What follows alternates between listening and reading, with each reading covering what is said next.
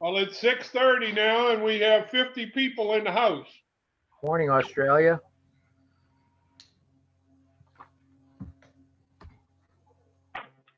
Good morning. Hello, Donald. Hey, Ronnie. How you doing, sir? I'm doing real well, sir. Glad to see y'all. Good morning there. Good to be 11:30, here. right? Sorry, what was that? 11:30, right? Yep. Just making sure. Donald's getting ready to eat lunch, I believe, right? No, I just had breakfast and slept in. Yeah, just remember, he's in our future. That's right. That's right. It's tomorrow there. Tomorrowland. Good. We He have- gave us the numbers of the Powerball. We have some new members from California, and we were discussing that just a little bit ago. You know, that we got a good pull here. We from all around the world. Yep. You got one from New Jersey, right? There you go. Got more than one. How you doing? More than two. Yeah, I'm on my computer today, so now I got to get used to it. I usually do this on my iPad. I'll back in 15 minutes. Bye.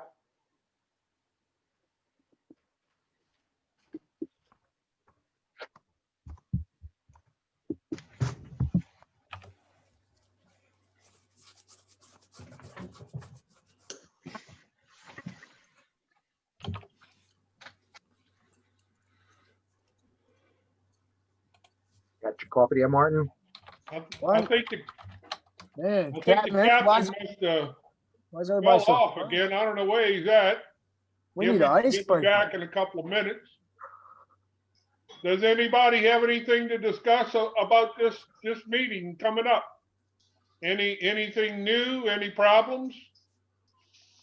This is Don from Washington State. I had a question. For the past couple of weeks, I've tried to find Of Course on YouTube, and I'll get about 50 Of Courses, but the one.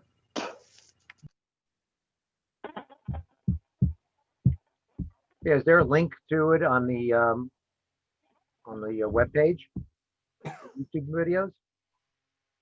We've lost Don. He's muted. He'll need to unmute himself again. He did start the conversation there. Yeah, he kind of fell off there. Can you repeat that question? He's Don, you unmuted. muted yourself. You've There muted we yourself go. again, Don. That's better. Too many buttons. I tried to get on, of course, on the YouTube channel, and I ran into about 50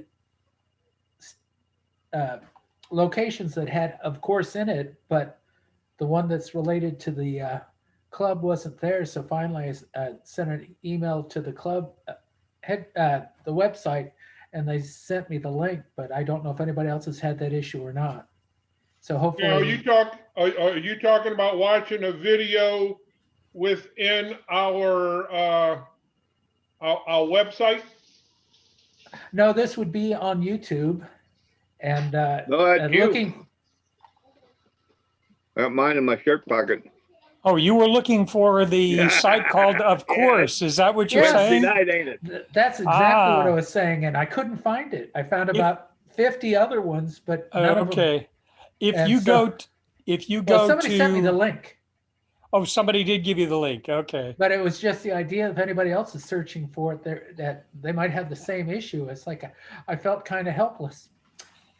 Not Sorry that I don't about that. normally, not that I don't anyway, but it's there's all sorts of hip hop things going on, but Put it up on the chat. it wasn't what I was looking for. That was all I had to say. Somebody just asked, would you put that on the chat? The link to, Of Course. I will put that on the chat. Thank you. Absolutely. Thank you, David. Dave, you say one. Okay, I got you now. Edward, Yes, sir, Ronald. when we go to start the meeting, I think there might be 3 or 4 people from California that are new. And we'd like to introduce them and welcome to the club. Oh, we can do that for sure. We can do that. I don't want to be impersonal, but everybody's welcome.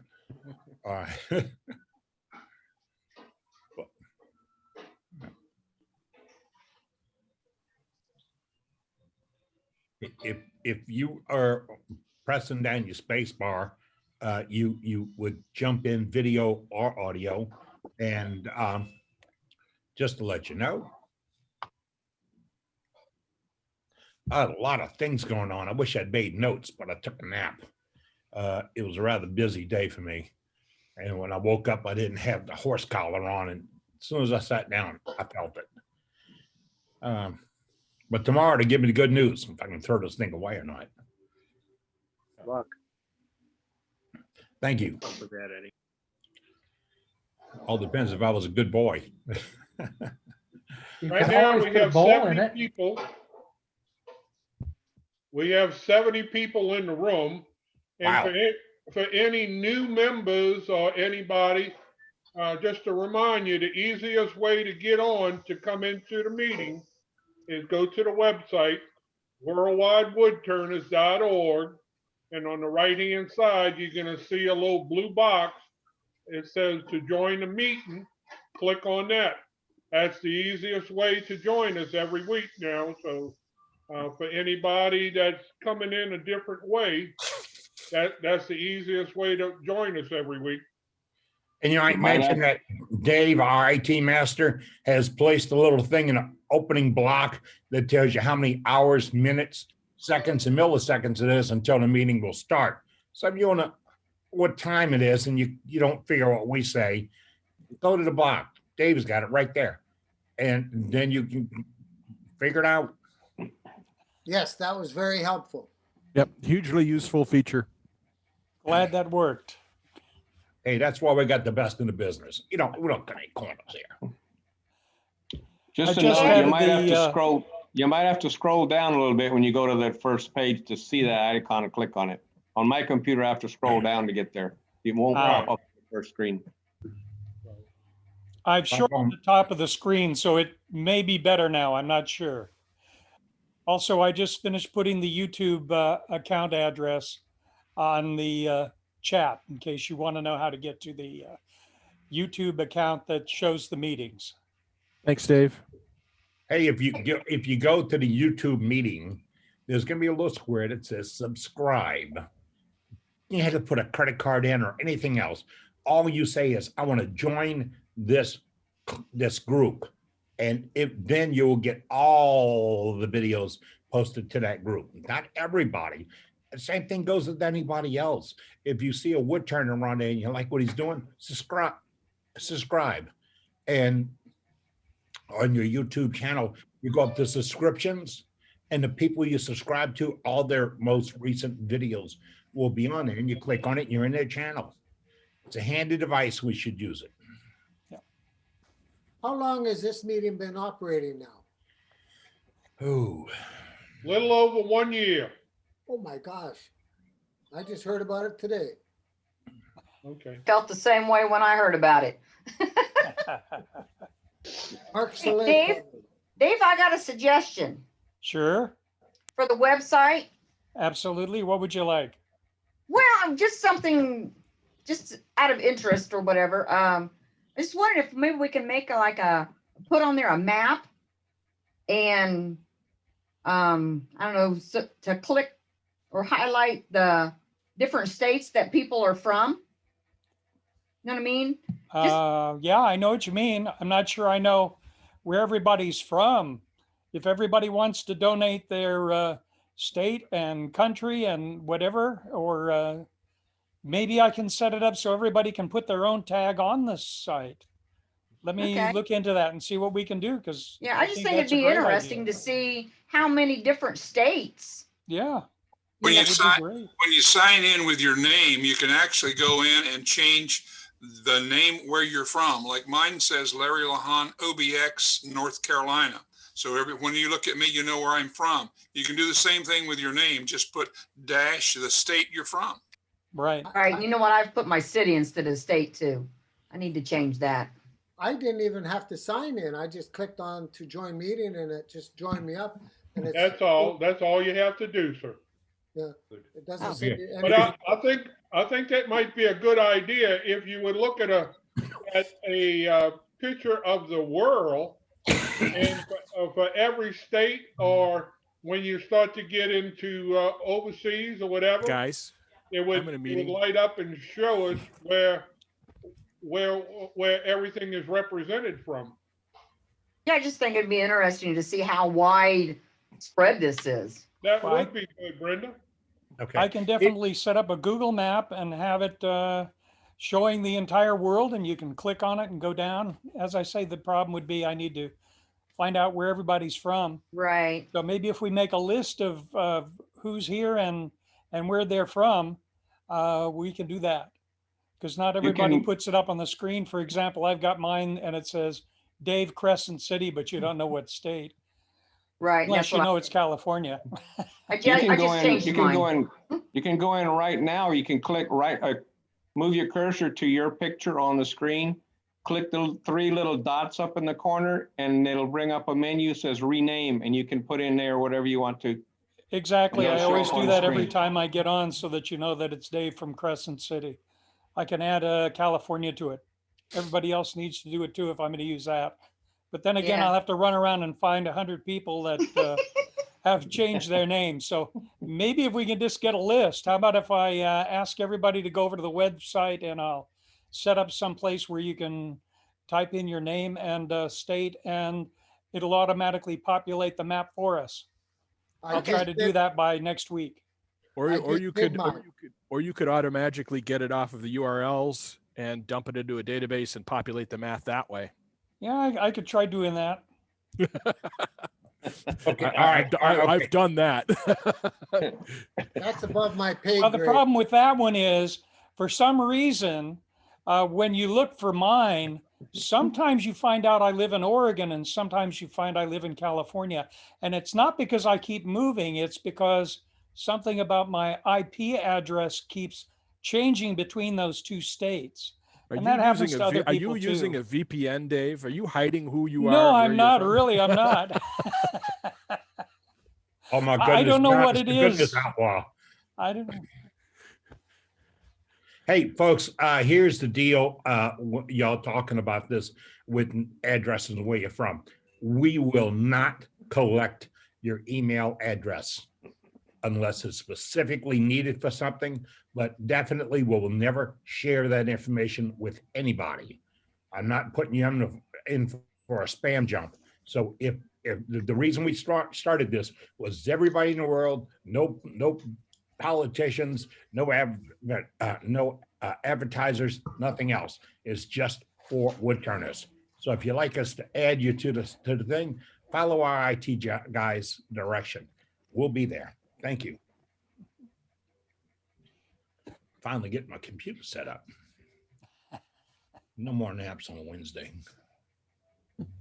Someone was asking earlier how old was this club, and I was going to get back to you and tell you. 1 year ago, Eddie returned from SWAT. If you know what SWAT is, that's what is it? A Southwest Association of Woodturners. Yeah, symposium, and Eddie returned. In between Eddie and I, we got together and we started putting this together. And at our first meeting, it was at a little restaurant, Piccadilly's restaurant, if you are familiar with that. And there was about 6 people within the meeting. So we started very, very small. And once we got a hold of Zoom, I told Eddie, I said, hang on. I said, because we have a tiger by the tail. I said, we're going for a ride. And it has proven us that way. So the club is all about you. And if you have any suggestions, if you want to get involved with us, you're welcome to get involved. And like we keep saying, there's no dues, there's no charge to anything, and we want to keep it that way, and just enjoy the camaraderie of everybody turning and meeting every week. So if anybody has any suggestions to improve the club, please come forward and give us your suggestions, and we'll be glad to talk about it. Do you do a show and tell at all where we could show our latest project and just hold it up? Yes, sir. We have that. In fact, that's coming up in a few minutes. Oh, So I better go get mine. Right. Yeah, Go get your stuff, and everybody will show what they've turned in the last week, a couple of weeks. All right, thank you, Ronnie. Appreciate you sharing that with folks. We do have some new members in tonight. I welcome them all early, but we'll get into more of that at 7 o'clock when we formally start the meeting. Tonight we have late Trey with us. He's going to do a little something on grinding tools.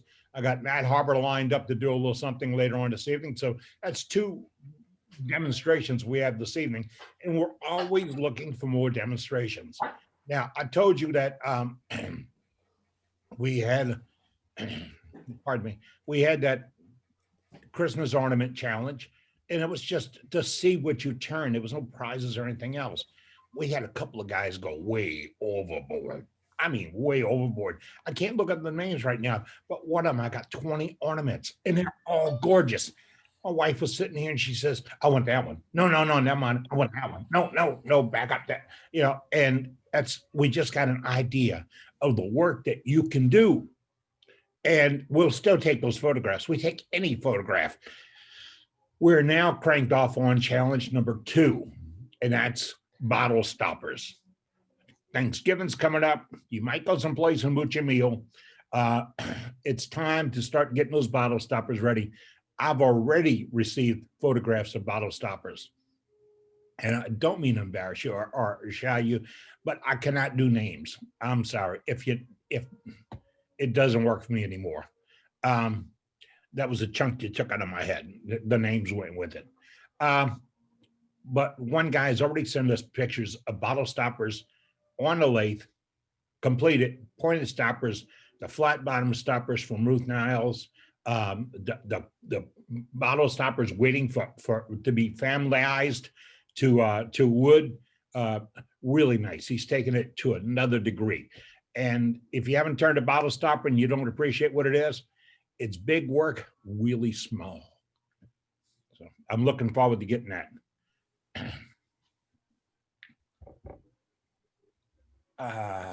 Got to mention now because our first sergeant's probably checking in with us. I hadn't seen him yet. He'll talk when he's ready, and then I'll be able to pop over. I'm here. There you go. That's what I was looking for. I didn't.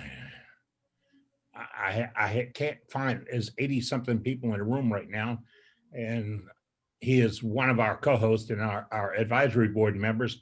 Now, let me explain that because I got that question the other day. How do you join the advisory board? Just say, I want to be on the advisory board. How do you become a co-host? Get involved in the club and agree to be a co-host. None of these cost anything. And the pay, it's in your heart. That's all I can say. Doug, I sent you some pens yesterday. I put them in the mail. From Okay, I'll be Pennsylvania. They said they keeping would an eye be out there for the 21st. Good evening, Okay. Mr. John. Yeah, Good evening. good evening. Glad to see you, sir. Thank you.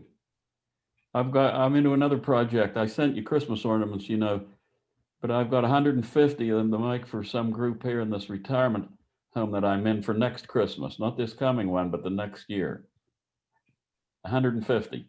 Nice that you can plan ahead like that. Or they Yeah. can plan ahead like They, that. they wanted to know if I could do it for this year. I said, no, wait a minute. I'm no speed demon at this, Take my time a little bit. All right. Did I check him in? Is Dane with us tonight? I've seen him on, yeah, he's there. And his Dane's mic's open. Okay. How it works is I'm looking at the same screen basically you're looking at, but I have a picture of all the people and I see them as you come in a waiting room. And that's when I find my co-host and click them up, make them a co-host. What do they do? Just what you're doing. Talk about wood turning and only wood turning, no commercial promos. Somebody said, can I put the name of a lumberyard in the chat? Yes, that's what the chat is for. Anything you have details on, names on, or whatever, it goes in the chat. Like just now, First Sergeant jumped in and said he's collecting freedom pens. That's when you make a pen to go to our working troops, people to preserve our freedom. He put his address on how you can mail him freedom pens. Here's the deal. You give him the pens, he puts them in the hands of troops. They get something from America. They get something that you made, something you cared about, something that's important. And we still collect those freedom pens, and it never stops. Doug, I didn't jump into your conversation earlier. I have a box of about 100 sitting in here, and I have 2 more boxes that came in, and I have to put them all together so I can ship them to you. But folks, if you get Doug's address off of chat, you can ship them directly to Doug. You can send them to me. Just get them out. Speaking of that, if you want to write down what's in the chat, when you go to chat, down in the lower right-hand corner, there's a little square with 3 dots. That's like the magic button here. It'll say save chat and save it. Now, if you save chat right now, you'll get everything that was on chat already. If you save chat before you leave, you'll get everything that happened before then, but you won't get the entire thing. But that's where Dave comes in at. Dave, our IT master, records this program and he puts excerpts of it in our website titled, like tonight, he'll talk what Trey demonstrates, what Matt demonstrates, the chat, all these other things. It goes on what right now looks like one of the world's finest websites for Woodturners, because you don't have to join. All you have to do is go there, WorldWideWoodturners.org. .org now, for all you old guys just getting into computers, .org is still a website, still a link. We couldn't get .com to work with us. Forget it. But we have a .org and we have a master operating it. Carol and Dave Leader said they got some stuff to show tonight. Jeff Shell, hello from New Jersey. Dane, are you back with us yet?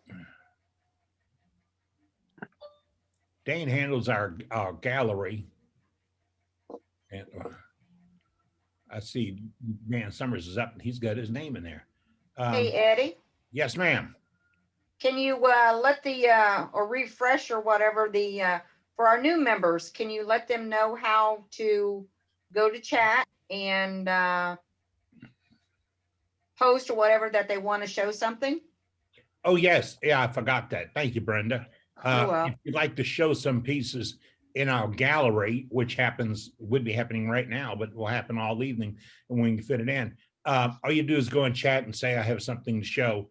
Dane will come in and tell, and when I say we got something, Dane will say, yes, tell me who it is. And he'll spotlight you and get you up on the screen, and Dane will drop you off the screen when you're finished. We ask that you do probably only 3 pieces. Don't get your whole gallery out, please. We've got plenty of time to do that. We're here every Wednesday night. I think it's time for the financial report, okay? I mean, we are a club and we should do that kind of stuff. So the financial report is now over. Number one, we don't have any finances.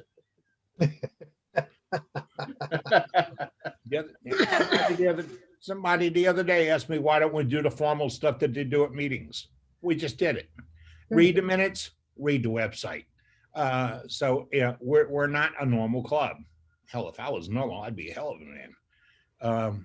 Where do I send my dues? I'll second it. Take them out your right pocket, put them in your left pocket. My address is in the chat. You can send those to me.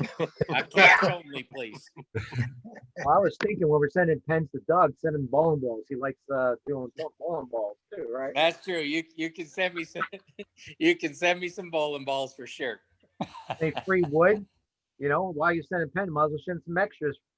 Right. He's a current serviceman. Thank you, serving. We're going to get Doug a umpire's mask for him to turn bowling balls with. For any new members or anybody that hasn't been with us long, tonight you will see, I believe, two demos. Two different people will do a demo. That being said, we wearing one of these people out, and every week he's been doing a demo. We would like for people to come forth, and if you have a demo to do, you can either do it live or you can tape it, and we'll get with you. And we'd like to see other people doing demos. So don't think it's just a closed group that's able to do a demo. Anybody in the club is welcome to come forth and let's see your work and how you do it. It's a good point, Ronnie. We want to see the tips and tricks that you use to do your wood turning. Everything includes equipment maintenance. I was asked the other day, can I talk about a bandsaw adjustment? Yes, it's something we use. So if you've got it, we're going to talk about it because it's wood turning.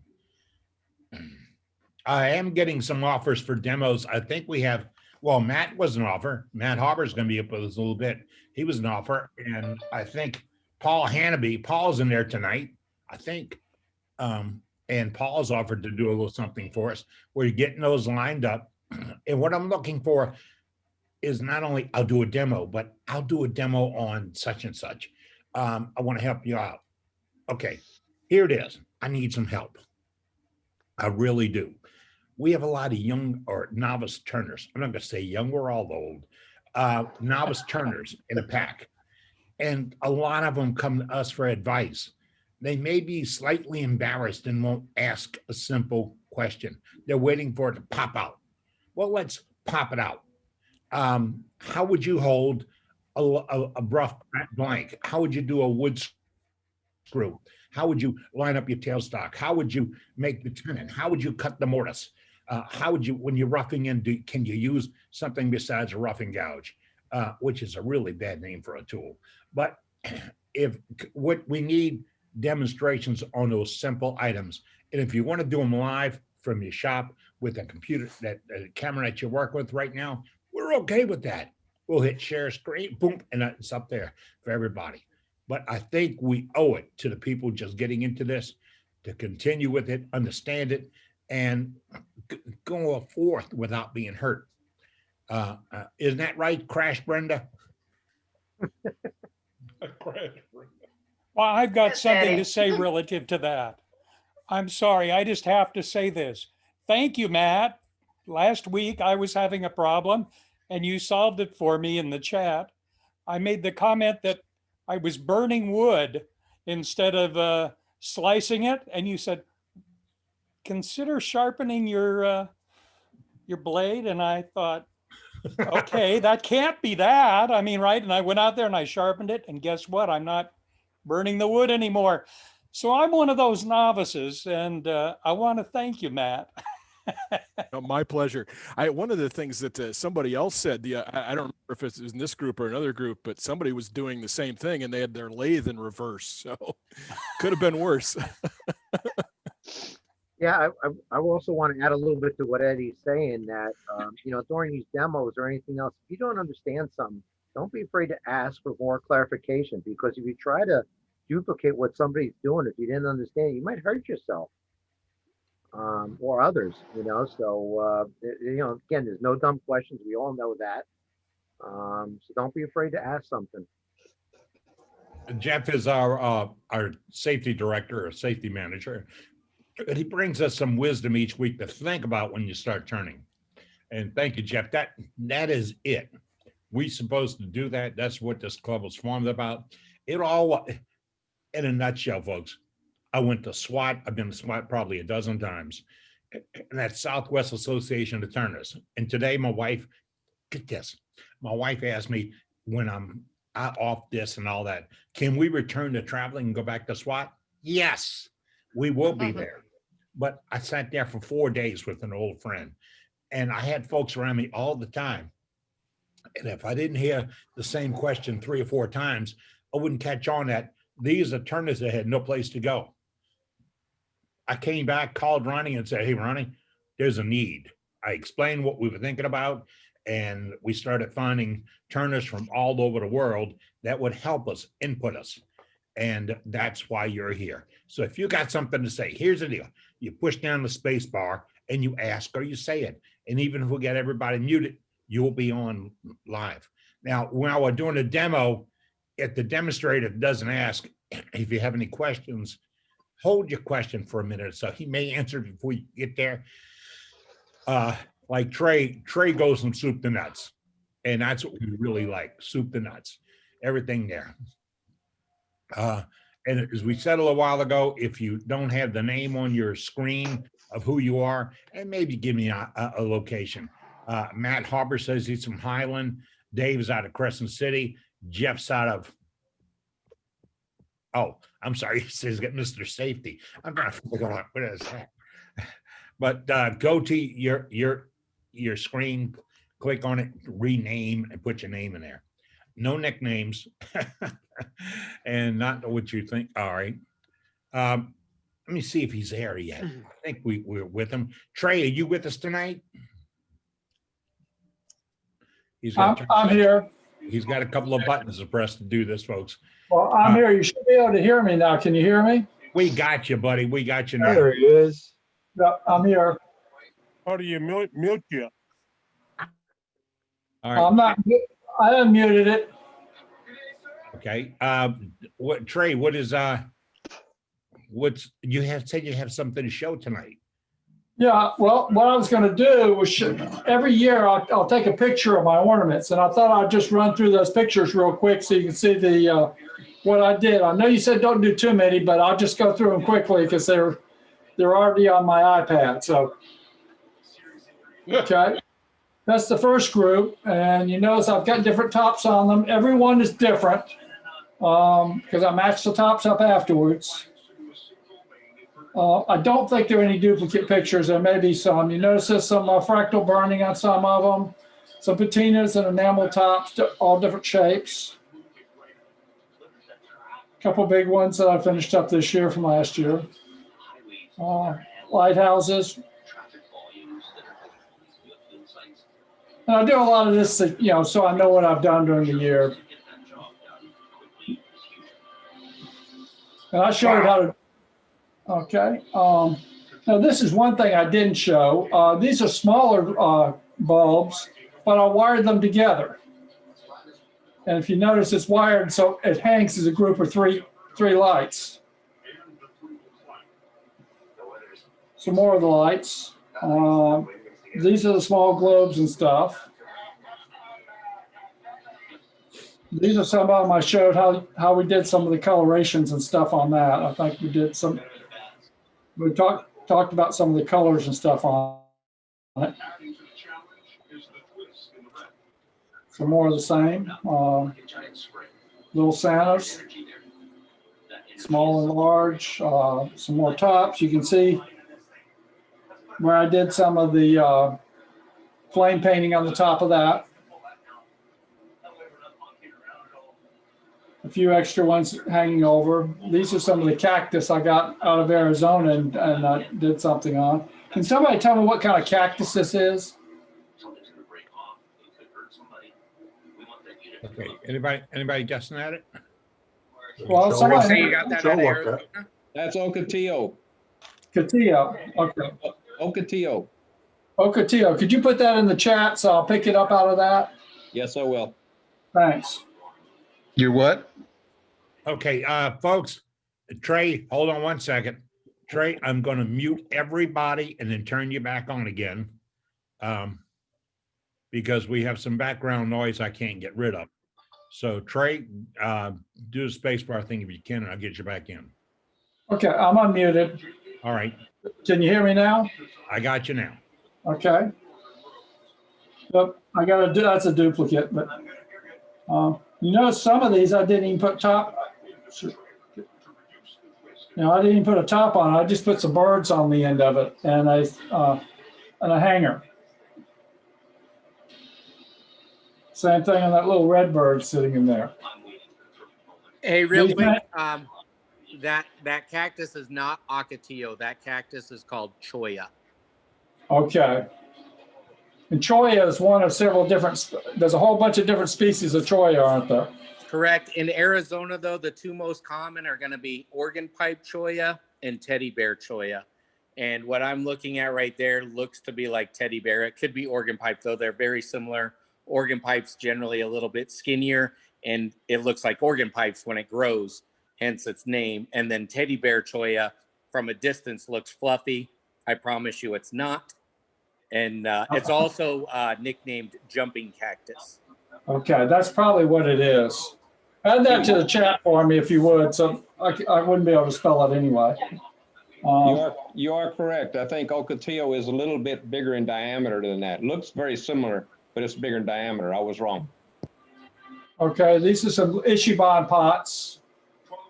And cherry. Can you put the place where you get those little birds in the chat, please? I got them off. I got them off eBay.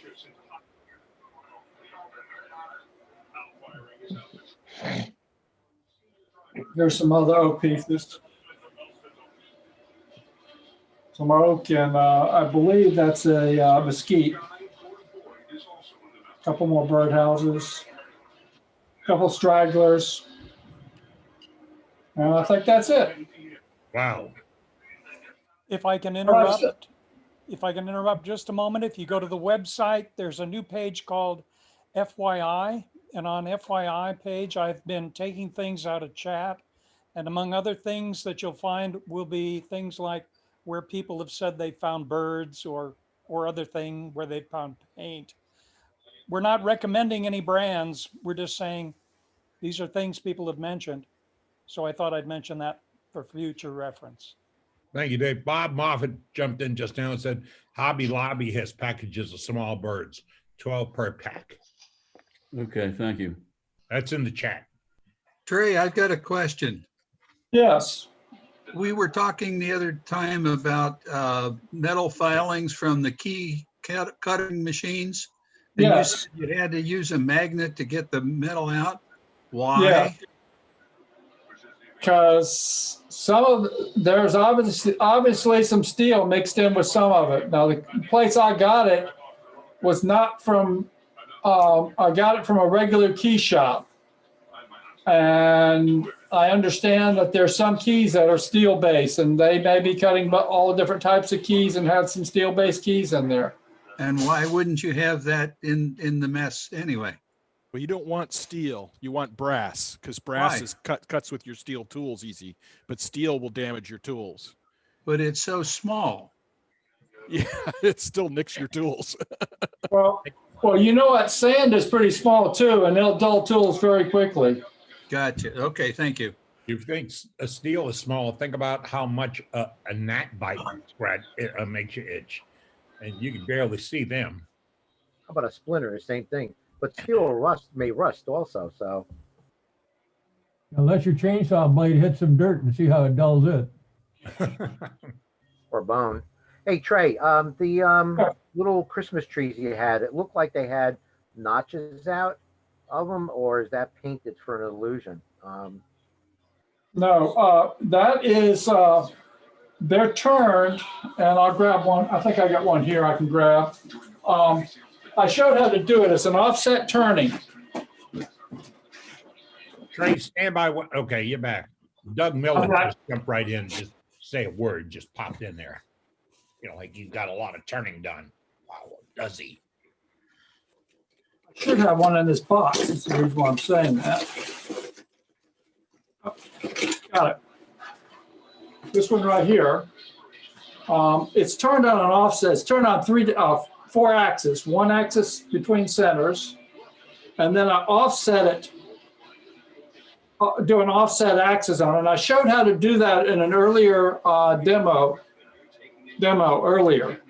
So that demo should be on the website showing how to do this. But that's turned on. It's turned on an offset, and I'll turn the grooves on this offset on this side, then I'll turn all 3 offsets, then I paint it, and then I'll come back afterwards and skim it back off. Okay, great, thanks. Great work. Thank you very much for sharing. But it'll be on the website of what I did on that one, because that is an earlier demo.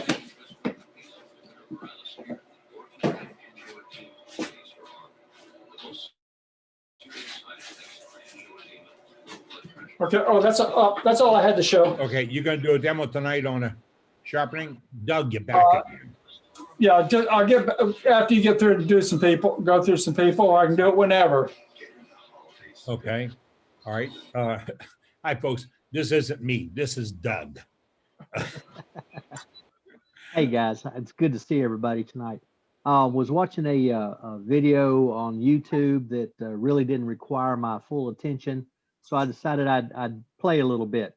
So I got a nice little piece of box elder, and yeah, you can see lots of worm trails in it. So it's a small little bowl. Didn't take but maybe 30 minutes to do from beginning to end.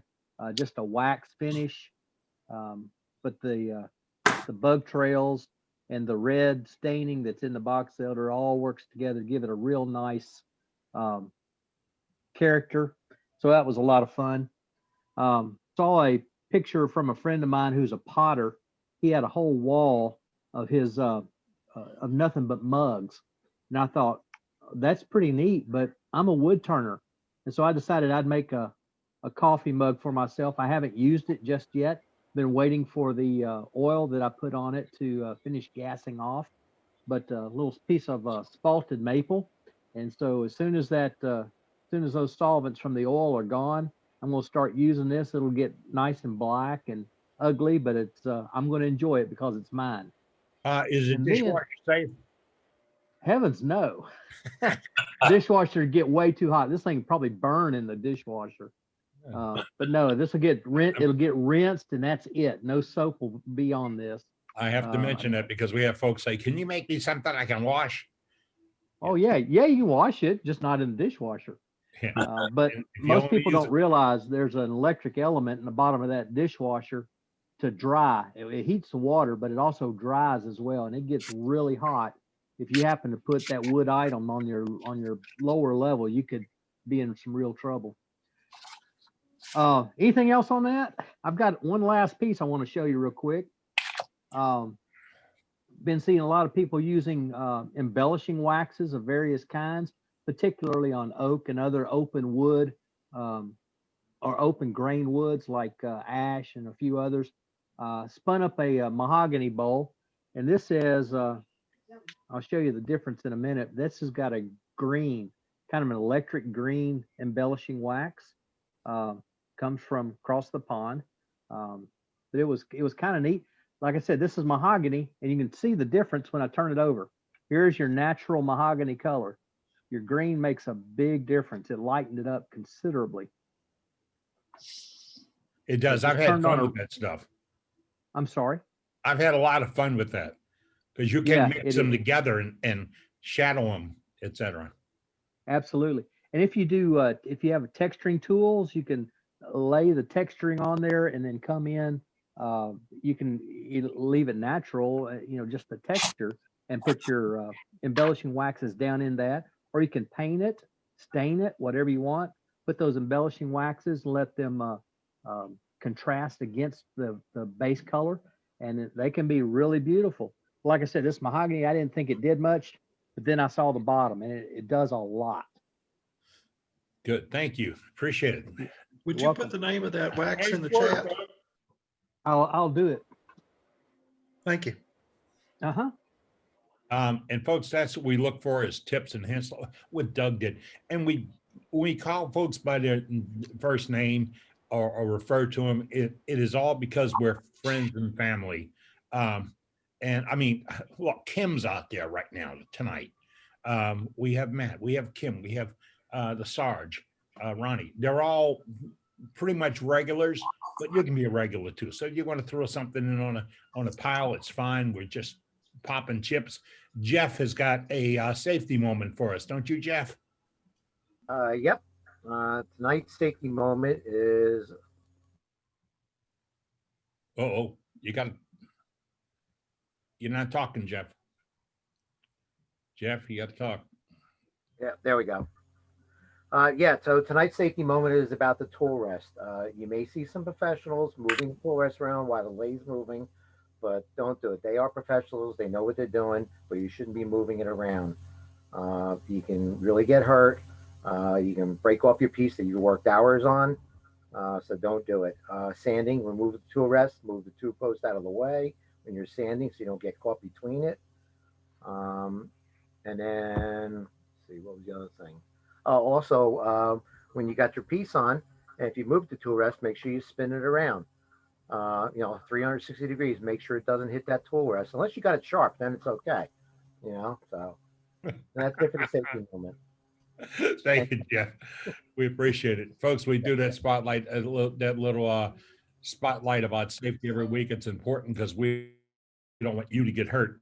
In fact, I sign off on the telephone people by saying, "Be safe." And it's just that way. We want you to be safe. Brenda, you still with us? Yeah, okay, I see her. I thought she left when we called her Crash Brenda. As the first couple of times we talked to her, Ronnie got rather upset. He didn't sleep tonight because we are out to help you out, and apparently we helped her. Right, Brenda? Did we help you out? Yes, you did. Yes. This wisdom meeting has helped me several times. Good. Yes. That's what we're here for. Some guy, Gene, called me today, and he had some real basic questions about turning. He's a young man. I think he's only 84. And he wants to get back into this again. And he was asking some very straightforward questions. If you have those questions and you don't feel like you can talk to us, put it in chat. We have folks watching the chat, and we'll try to get to the question and answer. I'll find somebody on our line right here in our club that can help you out with. Wow, we got a lot of stuff on chat tonight. I got to peek up there every once in a while and see what it is. Hey, Eddie, I went in and I pulled up the images of the two different choyas. If you want to spotlight me, I'll reverse my camera and show everybody what they looked like before Trey turned them into ornaments. I'm there you are. Okay, and let me flip the camera around. Maybe. Please flip. There we go. Okay, so that right there is an Arizona organ pipe choya. The stalk right here. Yeah, we're seeing Kim. We're not seeing you, Doug. You don't see you, Doug. You don't see me? I'm seeing what you're doing. Yeah, I see Doug also. Maybe you just pinned Kim. So this trunk, if it was a tree, but it's not a tree, it's a cactus. So the stalk right here, that's probably what Trey made that out of. Now, the other type of choya that it could be is teddy bear choya. Let me make this bigger. Okay, and both of them are also called jumping cactus, but this is the one that really lights you up. If you're new to the Arizona desert and you're walking around, it doesn't actually jump on you, but just the slightest little touch, and that stuff grabs onto you. So you don't think that you're that close to the cactus, little static electricity from your jeans or whatever, and next thing you know, you're wearing that stuff. See all these little ones that have fallen off? They break off real easy and stick into your skin. But the center is very similar to the organ pipe choya when all the needles and everything are gone. So that's why I'm saying it's hard for me to tell which one he actually used. There's no doubt in my mind it is a choya of what that cactus came from a choya. I just don't know which one of the two. Thank you, Doug. There's your little Arizona cactus lesson. That's all I see is Captain Ed. Appreciate it. That's why we have the first sergeant on board, because he answers those questions when we need them. Trey, we need to you ready to do the demo, or we need to take another pause? No, I'm ready. All right. Trey, let's rock into Trey. Trey is in Ocean Springs, Mississippi, and he does these demos for us. is done probably 6 or 7 fourths. That's what Ronnie was talking about. We don't want to burn out our demonstrators. You want to get in on something. We have Matt Harbor lined up in a little bit. We have Paul Hannaby in a wait on the deck for another night. Cade says he wants to do one. Now, get on board. Trey, it's all yours, sir. I'm muting out. Okay, thank you. What I'm going to show tonight is the 40-40 grind that Stuart Batty's made very popular. And I'll show you why. And let me go ahead and show you why to start with. Let's go with that. And what it does, and the benefit of the grind, is that the tip that I'm cutting on, if the tool is flat with a 0 cut on it, that tip right there is not cutting. But if I rotate it just a little bit, right here, I'm getting an angle cut of about 80 degrees on it. Rotate a little more, I'm about 70 degrees, and I can go all the way over to about 45 degrees on it. The tip that is cutting is only this little section right here, and what it's doing, it is slicing the wood. The wing behind it peels it off. So the only thing that cuts to start with is the tip, not the wing. And that's the real advantage of the particular grind on it. And let's see if this one shows up. Yeah. And I'll go ahead and just, well. All I see is Captain Eddie. I don't know how it is. I'm looking at Trey on my second screen. I'm looking at myself. I see Captain Eddie. That's it. You don't have him pinned, do you? I'm watching Trey. I can't see Trace either. I'm seeing Trey. I see Trey. Check to see if you've got somebody's video pinned, because that might override it.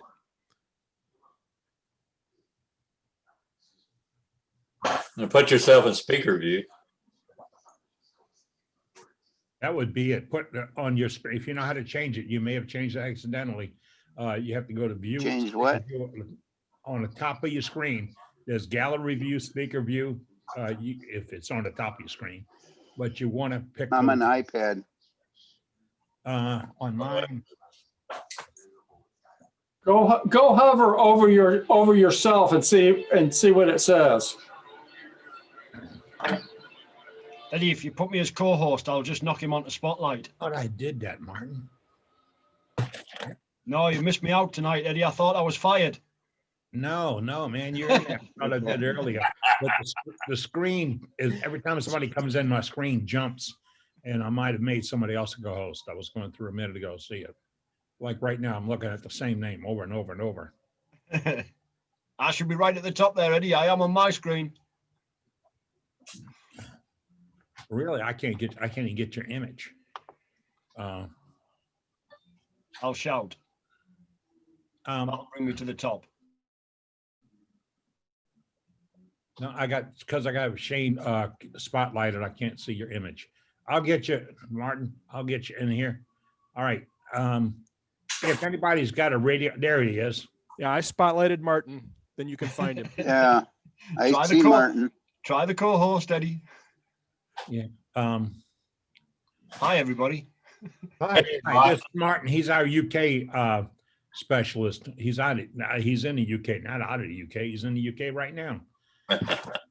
Eddie, if you switch to gallery view, Martin will be in your upper left corner, and you can then make him a co-host. That part of my screen's not working tonight. I should reboot it. I'll sing and dance for everybody, but I'd rather you're back watching Trey's demo. Or you can go participants and go to more and make it. I'm going to switch it back to Trey. All you, Trey. Now I see Trey. Okay, you ready for me to continue? Yes, sir. Go ahead. I'm going to find Martin, get him in here. Okay. One other really nice thing on this, that cut right there gives me a really sharp shear angle on this cut right here against that edge. But all I have to do to change it is just rotate the tool, because I have 40-degree angle all the way around it.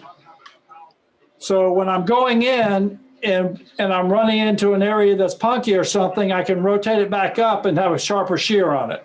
And I'll just make a quick cut on this. Only thing I'm concerned with is once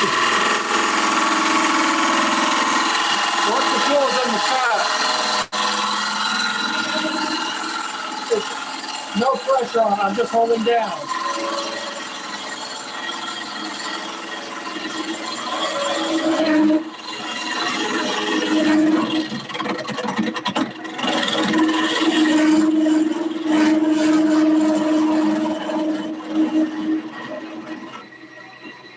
And I was cutting a little bit higher above center. The tool is held, when you're cutting, it's held horizontal. And you cut dead center. Set your tool rest so you're cutting dead center, and the tool's held horizontal. No matter whether you're cutting inside a bowl, the outside, or whatever, it doesn't make any difference. It's held horizontal. But let's look at how we sharpen this tool. And I'll grab.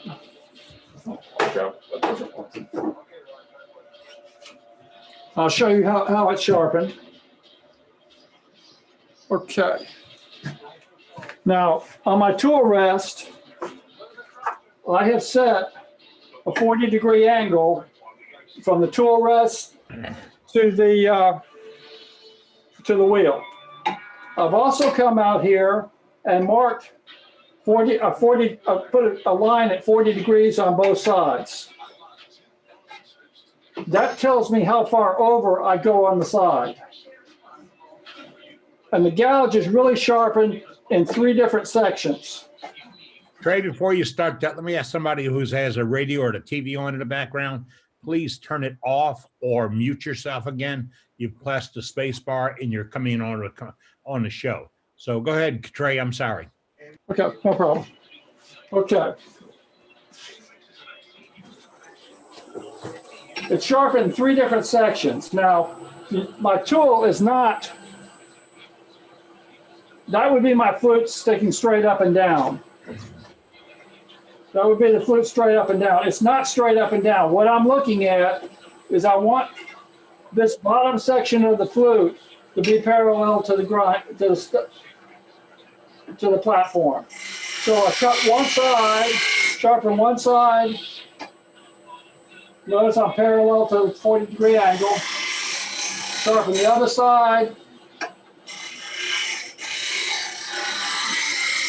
And then blend it. After you've done it for a while, you can just come up to it. And that gouge is sharp and ready to go. You see how quick it comes up and to do it. The other thing to do is I come in, if you're cutting in the center of the bowl, you come in, doing a little back cut so your bevel angle, your bevel that you're writing on is real small there in the beginning. And let's jump back to. You don't have to buy a jig, a rig, or anything else. The platform on your grinder will help you. The 40-degree angle is not extremely critical, but it's the one that is common and works the best. Now, what we're talking about on the different angles, let's just discuss angles per se. My pocket knife is probably sharpened at about a 15-degree angle, but that blade will not hold up in the wood. It's too sharp of angle for the blade to hold up. I was out in out in Australia a couple of years ago. My sister lives out there, and I got to watch a wood chopping contest. Those axes they use have a very, very, very sharp point on them, as being a very, very narrow point on what they're doing. And it was slicing through that wood beautifully. And then the guy that was ahead all of a sudden just stopped. And I asked the guy next to me, what's going on here? And he said, he hit a knot. So hitting a piece of harder wood in there, hitting the knot, dulled his axe so bad, he just set it down and quit. Because he knew he couldn't continue to have any chance with it. So we're meeting a compromise here. We're doing a 40 degrees seems to work pretty well with what we're doing in wood turning. And I know there's some people that use, 65, 55, etc. 40 degrees seems to cut and slice wood very well. I had checked a few angles I had on here. My skew, actually, I think when I checked it, it was I'm about 35 degrees, so I'm a little bit more, but it's about 40 degrees. This gouge is 40 degrees there, and that angle for the, if I can get this lined up, that angle from there to there is at 40 degrees. Trey, what size gouge is that? And what do you recommend? Standard 1/2-inch gouge is a good gouge. It's a good standard bowl gouge. Now, I use a 1/2 inch to 1/2 inch or 3/8 usually. That one there, I think this one is actually a little larger. This is probably a 5/8. I pulled it out because it's easier to see the gouge than the other. Now there is a disadvantage of the 40-40 grind, on a 40-degree grind on it. And the disadvantage is when you're trying to get down inside of a bowl, you can't make that turn inside the bowl and go across the bottom if there's any height on there. So you wind up going to you wind up going to another gouge, and this is what I use for the bottom of a bowl. And it's sharpened anywhere between 65 to 80 degrees. And it's a bottom feeder only. And it,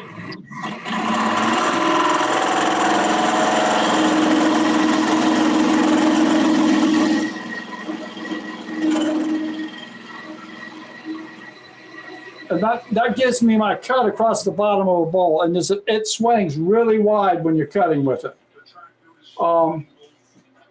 What I'm seeing that a lot of these other turners have done, they have one gouge for a bowl, and when they do that, they're trying to compromise between getting a good cut and being able to use one gouge on a bowl. I've gone to the point of saying, hey, I'll go with the gouge that cuts the bowl the best, gives me a cleaner cut on doing it. Now, with the 40-40 grind, I can get almost no tear out in the bowl, which is really important. You can reduce the tear out to almost zero. You can cut really punky wood with that grind, and not get almost no tear out in what you're cutting. Here are the angles that we were looking at. I got a 40-degree angle on the bottom, 40-degree angle back coming this way, and I'll show you how I get that angle to start with. And then I'll do a back cut on there. This gouge is one other thing to set on it. It will not work on every gouge. And let me show you. There's 3 different types of gouges. This is a U-shaped gouge. It will not work. 40-40 grind will not work on this gouge.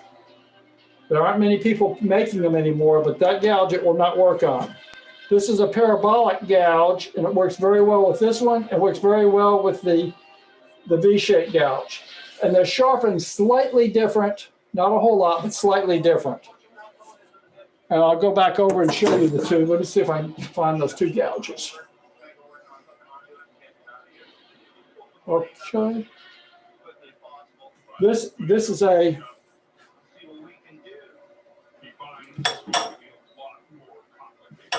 This is a parabolic gouge. This shape is a parabolic shape, looking straight in at the end of it. The other one, that's the Thompson gouges. They're generally that. Oh. Okay, this one is a straight. This is a V gouge, what Thompson makes. And I'll show you the difference on those 2 gouges. Back on the grinder.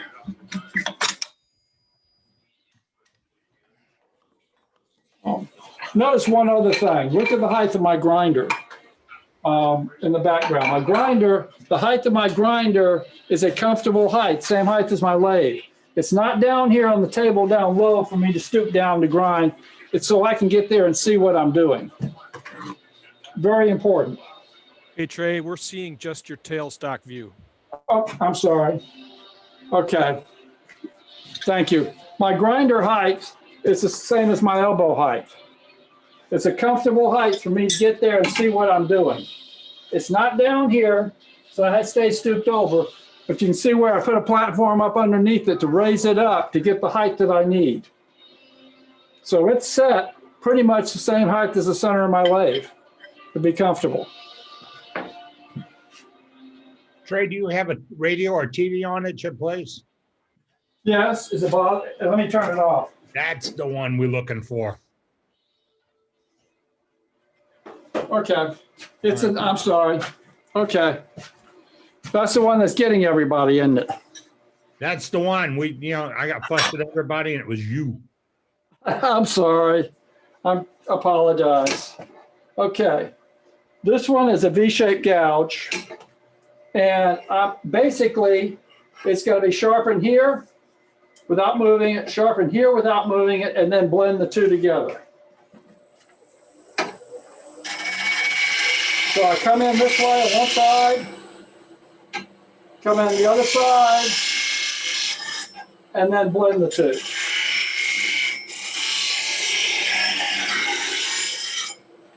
Trey, I'm going to ask a rookie question here.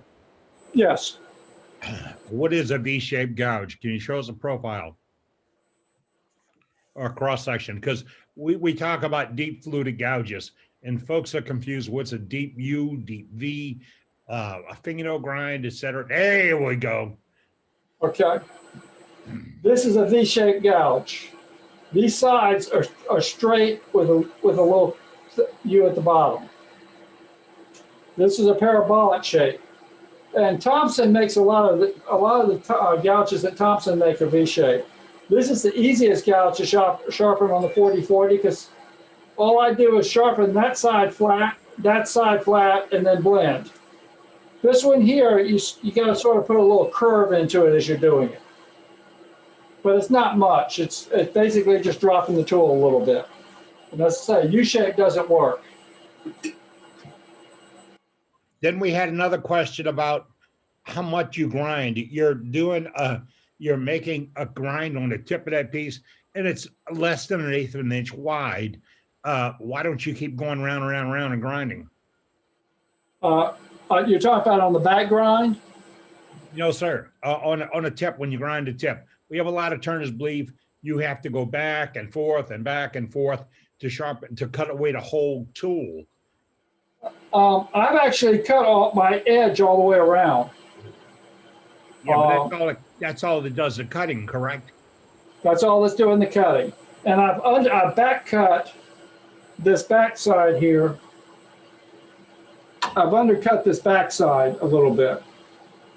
So that's coming, I've got from here to here, which is pretty heavy.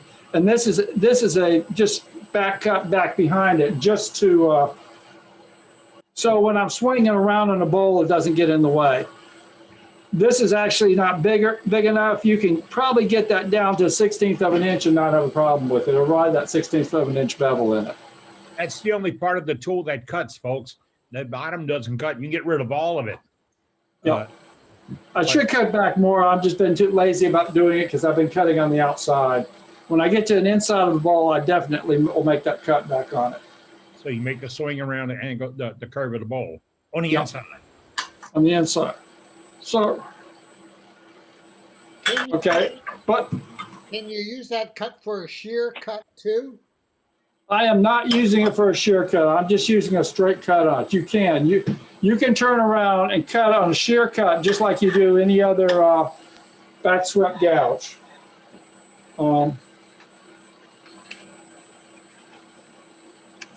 Doing the shear cut on the side, this gouge will make that same shear cut that you're used to, that shear scrape that you're doing. It'll make that same shear scrape. Or even,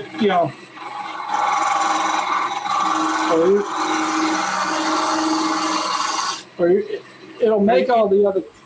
Trey, in your face cut, aren't you technically shearing with the angle you've got? Just even though you're doing it with just a little bit of the tip, you're kind of shearing. I mean, you can't really get that clean a cut unless you are shearing, and you got a really clean cut when you went across the face of that. I am not shearing. I am actually cutting just like a skew would. It's the same cut as you would a skew. That angle right there, that's the angle. If I hold the tool like this, that's the angle that that I'm making the cut at. The tip of the tool is facing that at that angle. So that's it's easier to see, that's vertical. So I'm slicing that wood at that angle. So you're holding it at about 2 o'clock then? This one's about 2 o'clock, but I can hold it at any angle. I can hold it back at 1 o'clock, or 12 o'clock is a stall cut, it won't cut. But if I just close it a little bit, open it a little bit, it will continue and it'll start making that cut. And you can continue just rotating it to either, if you're getting in real punky wood, if you close it up some, it'll give you a cleaner cut. At this angle here, that's the angle of the cut at the tool. And the only thing that's cutting is that tip, is that very, very tip. The wing just removes the bulk of the wood coming in from behind it.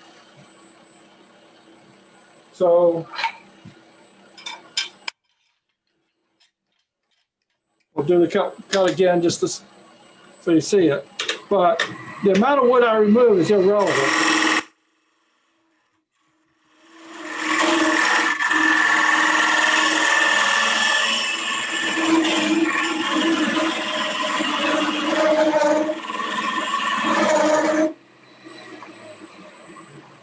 I was getting a vibration on this, but I still have this area in here that I just cut. You saw as much wood as I removed, I still have no tear out on that surface. That's a clean surface with no tear out. Cutting across the grain. And I was getting a vibration. This is dry, very dry wood. So you can make as deep a cut as you want. And what's happening on this part right in here, that's being removed by this part of the tool. And when it's removing it as the same as a scraper does. The same as a parting tool is what it's removing it at.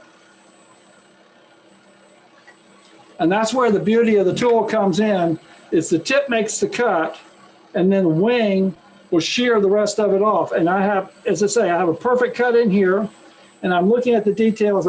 I'm really good here. I got a little tear out in here, but hey, that's the wood that's going away. I don't care what that looks like. That's the wood that's going to go away with the cut. Hey. Yes. Are you saying that tool's doing 2 jobs at one time? Exactly right. It's doing 2 jobs. The tip of it is acting like a skew,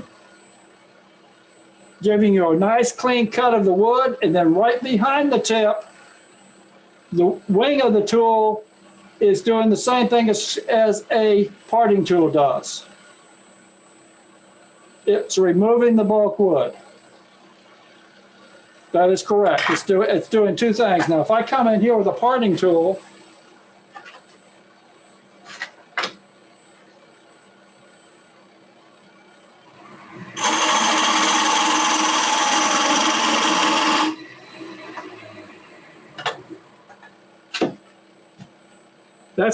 that surface has got tear out in it. And all that stuff. This is tear out in this surface here. In the surface. Where the other chisel, there's no tear out in here. And it's going to be the same thing as I do if I'm coming in with the skew.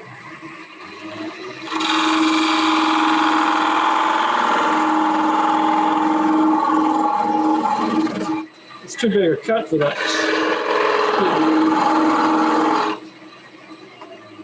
Now the skew makes the cut, but it doesn't peel the wood off. So you have problem getting rid of that wood, the wood on the outside of the cut. Where that 40-40 grind was doing it, the tip of it's making that same cut the skew does. Those two surfaces are very close to each other. But the wing acts just like the parting tool does and removes the extra bolt. So it will make it so you can remove a lot of wood at one time and still get a really, really nice finish when you're doing it. Well, some folks don't understand it when they finish a bowl and they have those little pits in it on the inside of the bowl, and they how am I going to get rid of that? Well, you caused it. If you make too coarse of a cut and you use the term gouge, that should be called plow. You'll remove wood, but what do you leave behind? And the tear out's caused by cutting it and not having it supported when you're doing it. You actually tear the fibers of the wood and pull it out. I can cut, when I sand, I can sand out little ridges real easy. But when I try to sand out tear out, you've got to remove a lot of wood to get down into that tear out and get it out of there. A whole lot of wood. I lost a good friend a while back and said, "What do you think about this?" And I said, "Be nice when you sand it out." He was done with it. So Trey, what's the answer to tear out? Come back and how to cut it. The answer to it is make sure your tool is sharp and close it up a little bit. Close the tool up. And just cut slowly. Speed helps. A little bit faster speed will cuts a little bit better. But sharp tool and using this grind on here, I can cut and get almost no tear out all the time. It reduces the tear out because I'm slicing the wood, not scraping it, not tearing it out. I'm slicing it. And it seems to cut, and it does very well on that slice cut. Ronnie, you know about the slice cut. We learned that with Mark Saleh.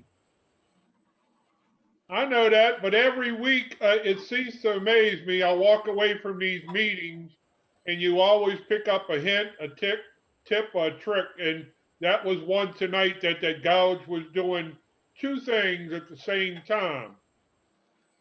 Yes. I understand. And Trey, Ronnie, I'm going to jump in. If you do this cut at a very slow speed and pay attention to the cut, not what you're making, just the cut, you will learn how to use this tool properly. Look, there it is. Look at the squigglies coming off. I'm proud of that. Wow, I love that.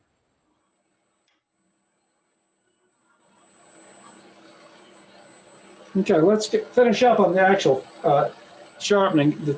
The two different things. This is the V shape. And as I said, the V shape, I'm going to go in one side, the other side, and blend.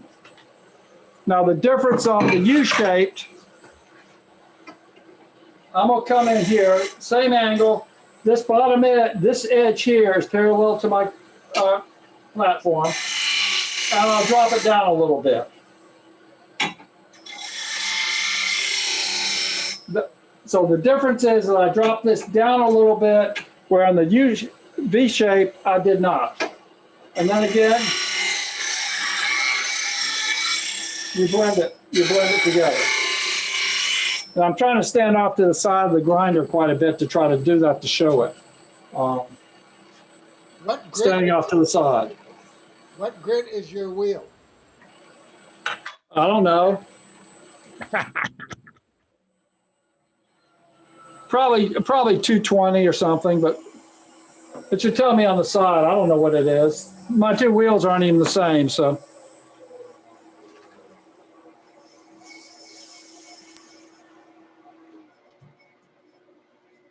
Mine aren't marked. I got It's that was actually 350. As Trey says that he's not shaping these tools, he's sharpening these tools. So, and you wonder why has he got a 350? Because he's sharpening tools.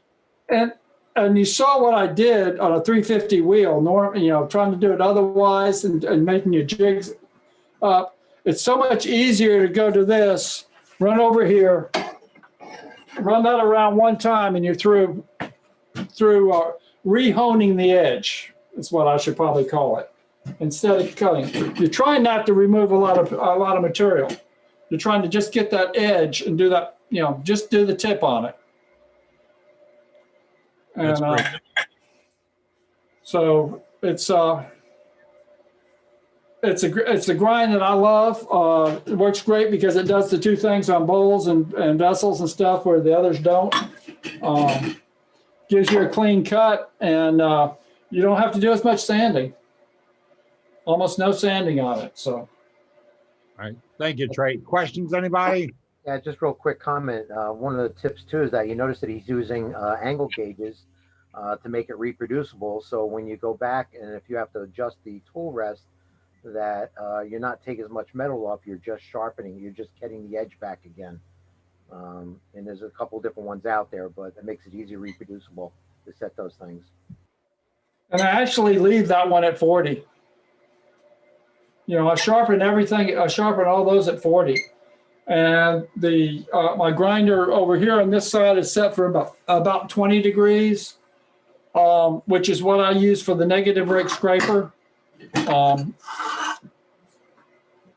all I do on it, I don't have the other thing set up for it. All I'm doing on it is just coming in and do this one time, and that's it. It's just a quick swipe on the side. I'm doing it on whichever side that I'm going to do it to. I flip, whatever side of the thing. I want the burr on the top of. The burr's not going to last long, but it'll be there, for a couple passes, and that's about it. Ray, is that a good 40-40 grind? Is that good for green wood as well? Yes, it is. It's beautiful on it. Cuts beautifully on the green wood. This just happened to be dried. I was looking for something I could chuck up it here. It was a little longer. I cut it off so I could use it on here, just to show you what it looked like on the end and where it cuts and how it does the the dual cut, both a skew type cut on it and then also the peeling cut on the waste wood. So yes, it works real well on both. Yeah, I like your tool rack there up to the left side of the lathe to be able to get your tools safely and organized, and you can see what they are when you go to grab them too. I like talking that. about these? You talking about these? Yep. Yeah. And I don't know whether you can see it here. I have a tool rack in front of me, which makes it hard to put the camera down to look at me. That's the reason why the camera's off to the side. But the tools I use most of the time, I put right here in front of me. And I can see down at the bottom of I can see the bottom of all these tools here. So these are the ones I use the most, and Hey Trey, we got somebody in the chat room asking about sharpening a parting tool. Can you talk about the angle of your parting tool? My parting tool, I run it at 20. Depends if it's part on both sides. Here's my parting tool. And I almost sharpen that at 20 degrees on both sides. How this backs off. Let's see if I can see if there's a get to it. Okay. It's on the top of it, but this is set at 20 degrees and well,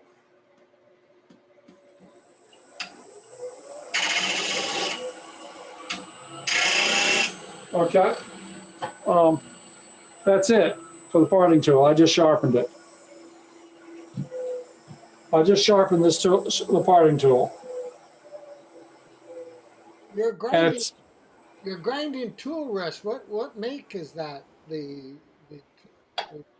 tool rest? It's a Stewart Batty.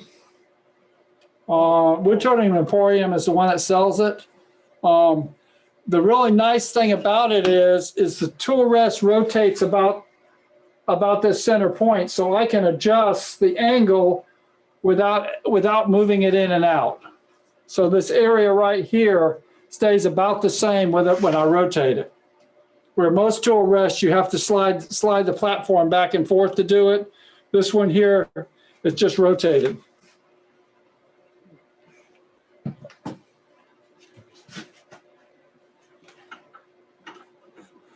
You see where I'm rotating it. What's the cost of them? $80, $75? I don't remember exactly. Okay, you got what, we can, somebody add that note to the chat. If you know where to locate it, put that in our chat. Woodturning Emporium is the company that sells it. Okay. But then that's how easy it is to reset that angle on that. I just put it in chat. Kim's on the ball. She's got it there. Thanks, Kim. For that bottom feeder, was it what degree? It's what you need to get to the bottom of the bowl. I know that's not a good answer for you. It's about 65 degrees for most bowls. But if you have a real deep bowl coming in on it, you're going to have to make it sharper. But it makes that swing across the bottom of the bowl. Let me draw a bowl on here.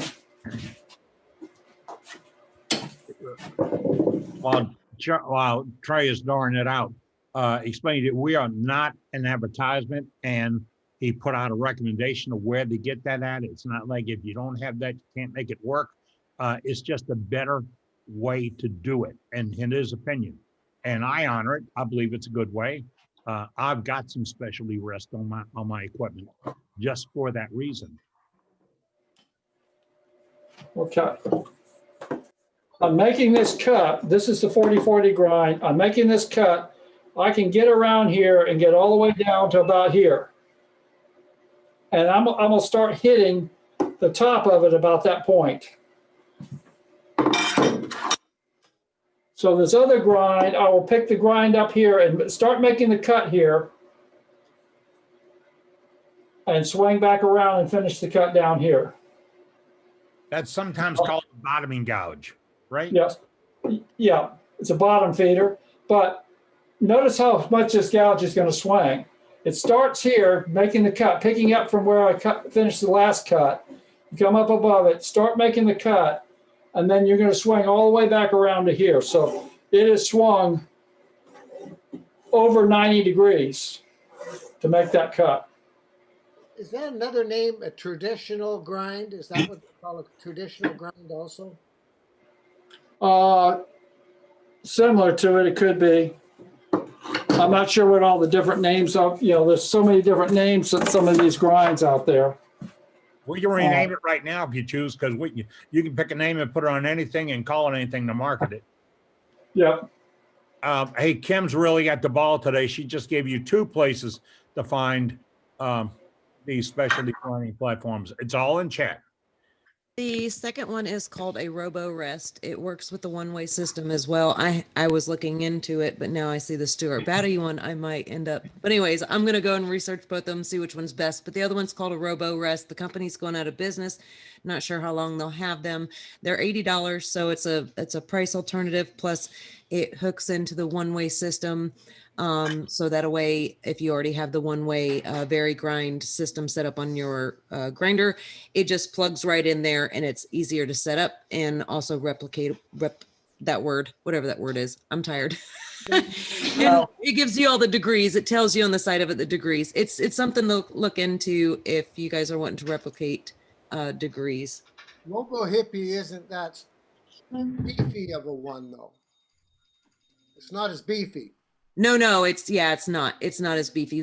I just wanted to put that up there because it is also one that I know of that's similar to that system. But obviously you guys go and do your own research and see what would work best for you. Now this one comes with 2 different types of bases. My wheel on the left I have the standard Wolverine base to it. The one on the right, I have the Stuart Batty base on it. So it's two different type of bases are available off the same with the same one. So you can ask for it, if you have the Wolverine, you can go ahead and still use your same base plate on it that you have on the other. You just have to tell them what you're going to use it on. Trey, let me thank you so much, sir, for your service tonight, what you've done. And we're going to replace you next week with one of our other members. Great, great. You know you can always come back, right? Hey, Eddie, before we move on, there was another person in the chat was asking about the different grits of the wheel. If you could just explain real quick, the lower grit is more for reshaping a tool that you may have chipped or nicked. The higher grit is going to be for the sharpening. Or maybe I just explained it. But I think you just did a beautiful job. I do too. Sarge, you got it. You nailed it, bud. Somebody asked us 1,000 too fine for sharpening. No. Shaping, yes. What grit? What grit was that? 1,000? 1,000. That's getting a little fine for maintaining an edge and doing it. It's going to get a little fragile, I believe. Well, it's not getting fragile on the tip. You're just having problem holding the tool against the wheel to make sure you got a nice smooth curve on it. Because it's going to remove so little metal, you're going to have a problem working just the tip. And my other concern with sharpening a gouge with 1,000 grit wheel is you might have almost created like a scraper on your gouge. So you make a pass and now it's dull already because you went so sharp. Well, but you're sharpening at the same angle, so that wouldn't make a difference.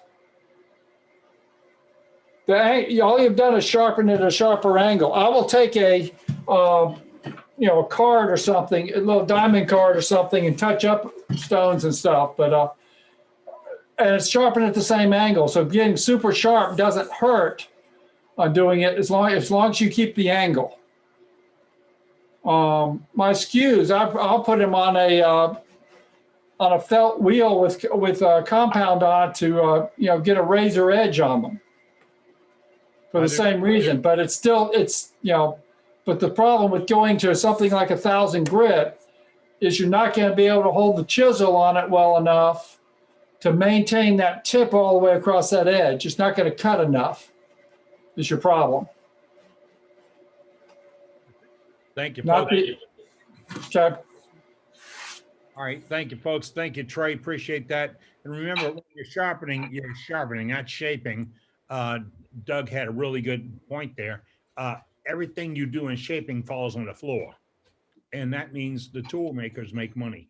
If you, and I'm not having a problem with that, but if you sharpen, you remove very little metal and you're only removing the metal where you need to cut with.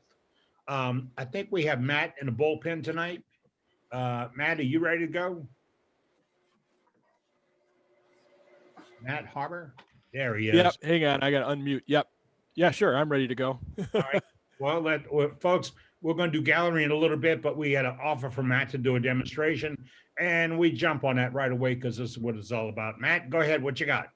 Okay. Well, I got a couple things to show. I'm going to answer a couple of quick questions from chat first, and then we'll go from there.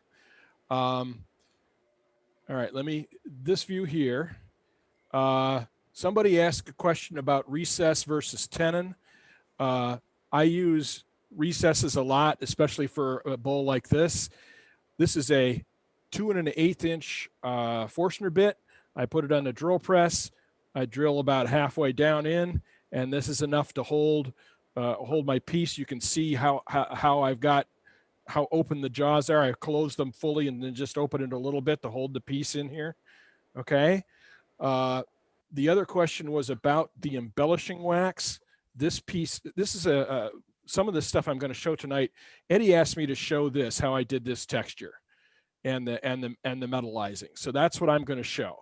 But this piece also has a texture here that's filled with the Hampshire Sheen embellishing wax, the electric blue embellishing wax.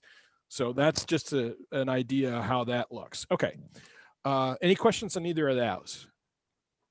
What size was that Forstner bit? I missed it. 2 1/8. 2 Thank you. inches and 1/8. You just want it big enough so you can expand your jaws into it. Right, okay. Hey, and then just real quick with the recess and the mortise, when you guys are watching on YouTube and the different turners, sometimes they'll use different names. Spigot is going to be the same thing as the mortise recess. I'm sorry. Go ahead and explain that, Matt, because now I'm messing it up. Yeah, a recess is also sometimes called a mortise. A lot of the guys over in Europe call it a mortise. It's basically a cavity versus a tenon which sticks out. So yeah, I don't hold big things with a mortise or a recess. I use a tenon, and I use the tailstock for support as much as I possibly can. Just it's safer that way. Hope that helps. All right. There's a bunch of different tools you can use to create texturing. Let's see. A lot of the tools that I use primarily is these two black ones here are Wagner knurling tools. I don't know if you guys can see the teeth on those. Okay. And I use I like the Henry Taylor decorating elf a lot. It just has these little burrs that comes with it. They just pop in here. This is not a very big tool. And I also use the Sorby texturing tools, texturing and spiraling tools. It comes with several different wheels. This is a bigger tool. And I was playing around a little bit earlier and I wanted to show this little bit here that I was doing. I did this with the texturing wheel. Let me see if I can get that in focus there. Just this little wheel here. I was just playing with it. And then I put some gilt cream on it. And then I shaped this because I came off of it a little bit and got some gilt cream on here. And then I shaped the bowl down to it to make a sort of wood medallion in the middle of my bowl. Anyway, I wanted to show that.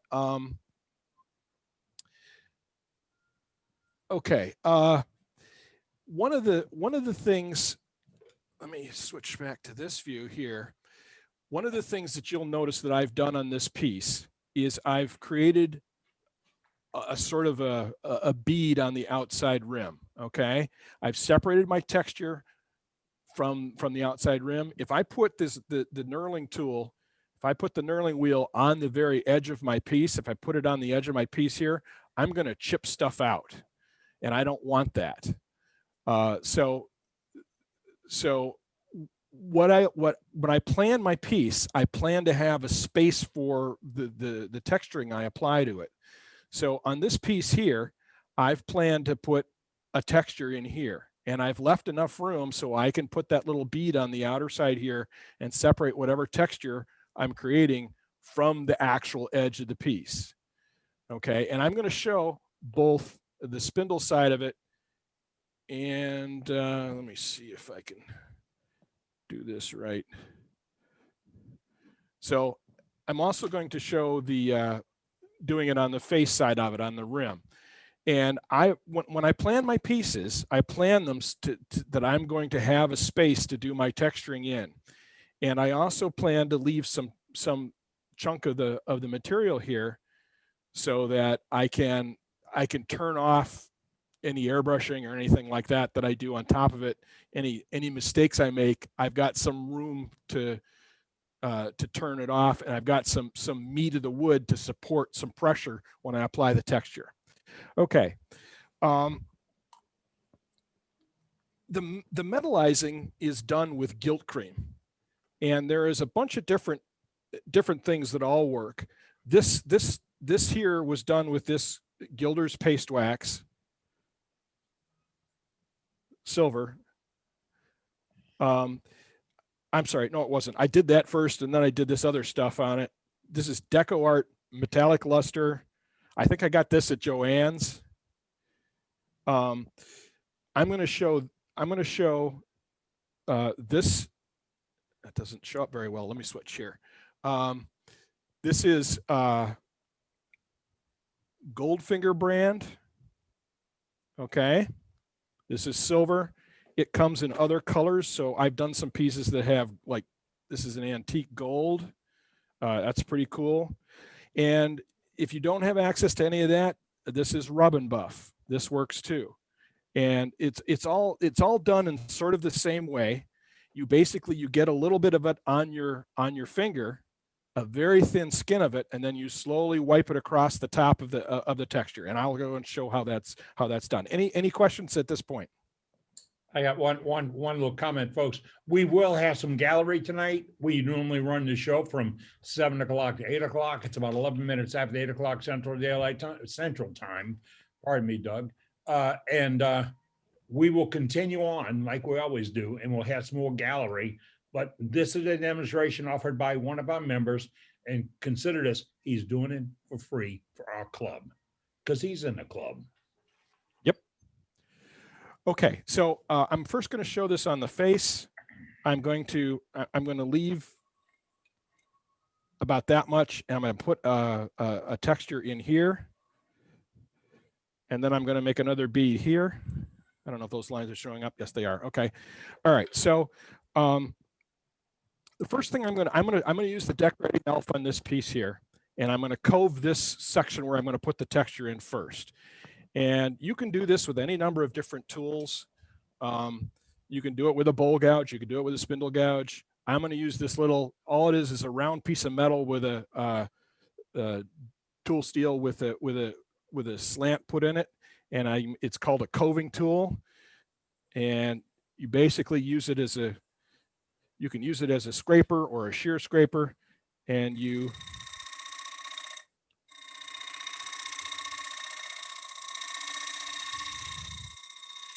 Pay attention to the angle of the cut here, folks.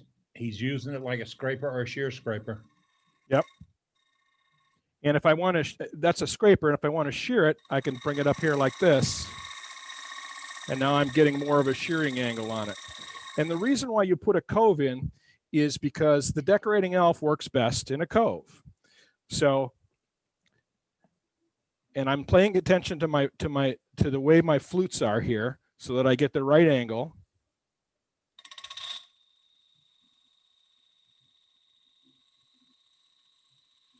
It's quiet, but it's cutting. Yep. Now, I don't know if you'll be able to see this. Good enough. And then what I've got here is a specialized tool. This is a paintbrush that has animal hair on it that's been cut off. You don't want to use plastic. You want to use animal hair. And I'm just using it to knock off all the fuzzies in there. Okay, now, what I want to do here is I want to separate. I want to put my my valleys in here. I want to separate them. Now I can do this with a skew. I can do it with a point tool. I can do it. This is me doing it with a skew as a scraper. I'm just going to push it in. Can that camera be focused? It's a little shifty. I can try and zoom in and see if that helps.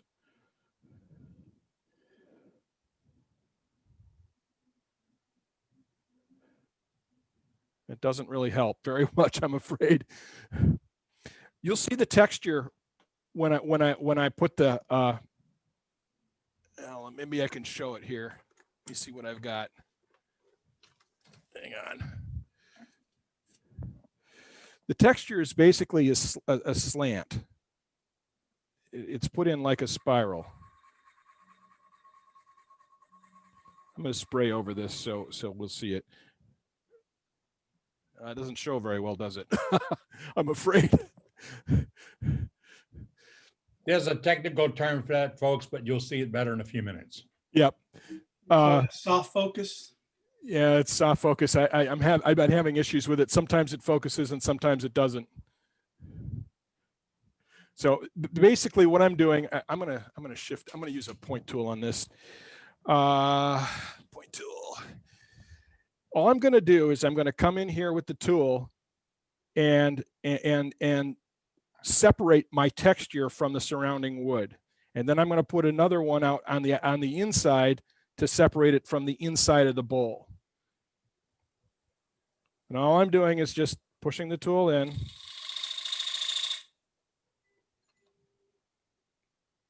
And my lathe just cut out. Never a dull moment. I think if you back it out a little bit, it'll focus better. I'll try that.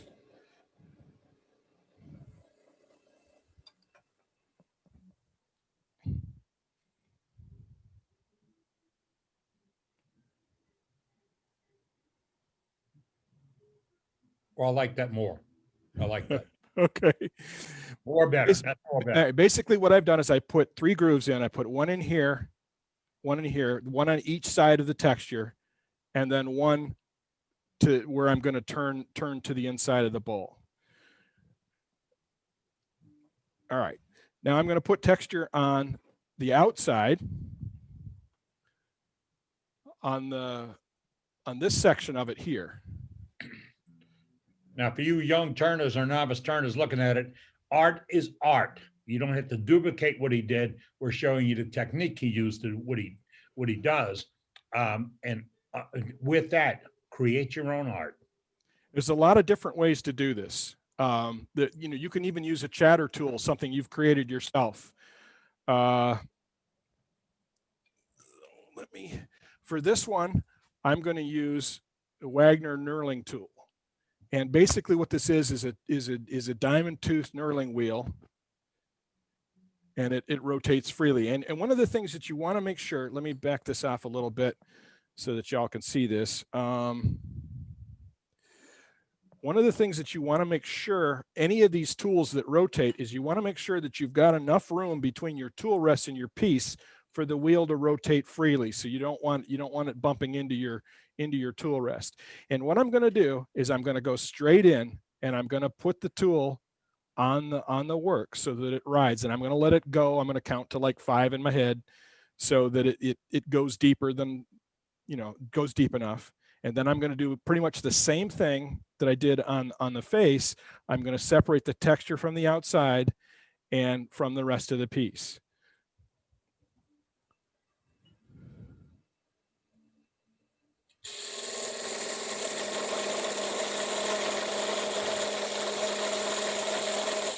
Four or 5. Okay. So, and I can show that too. Now, one of the things I'm going to do next after I do the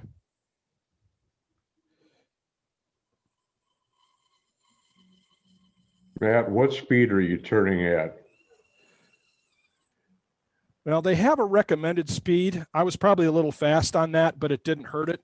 This is a good solid piece of cherry that's in good shape. I think that they recommend for the Wagner, they say 500 to 700 RPMs. And I think that they say, but you'd have to look that up because I don't remember. I know when it's too fast and I know when it's not. Throw it in here. If you go too fast, you'll lose the detailing. Yeah, you will. If you go too slow, you won't make the detailing. Or you'll have to stick the piece into the wood for a long time. It's make a test run. Yeah, let me zoom in on this one here. See if you can see the texture. All right, there's the texture I created.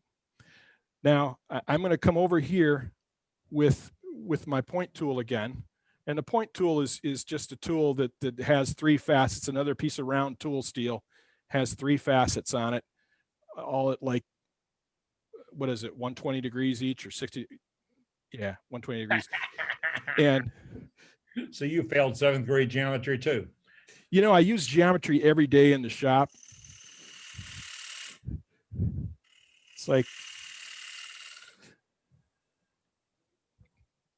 so I basically, I've put a groove on either side of my texture.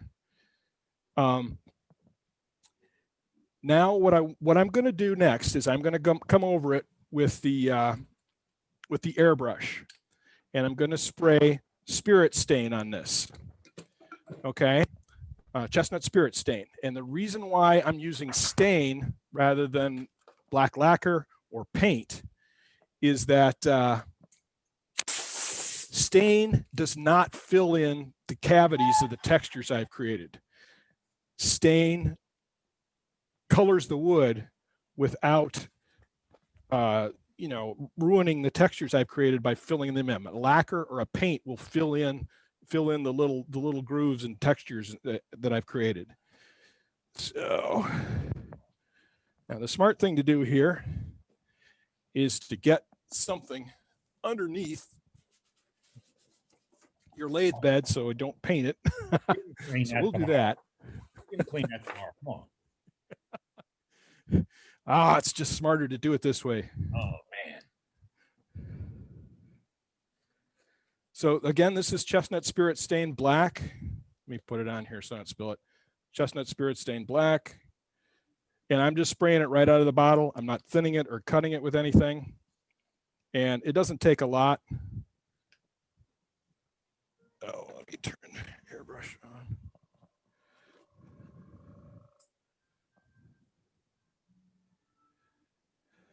And Matt, are you wearing gloves? No. You can clean that tomorrow. That's right. Denatured alcohol cleans it up.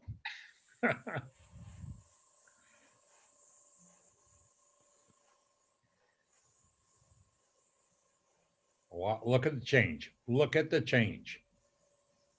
I'll do it this way so y'all can see what I'm doing here. So the reason why I'm doing this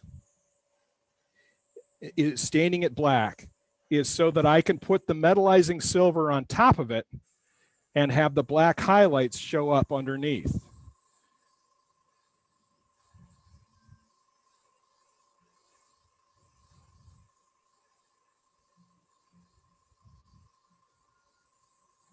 How are you applying the stain? This is airbrush. So, and I think I got my airbrush. I think the whole setup cost me around $100 at tcpglobal.com. And you can buy you get the hose, the compressor, one of these little stand doohickeys. And I got to move this somewhere else so I don't spill it on something.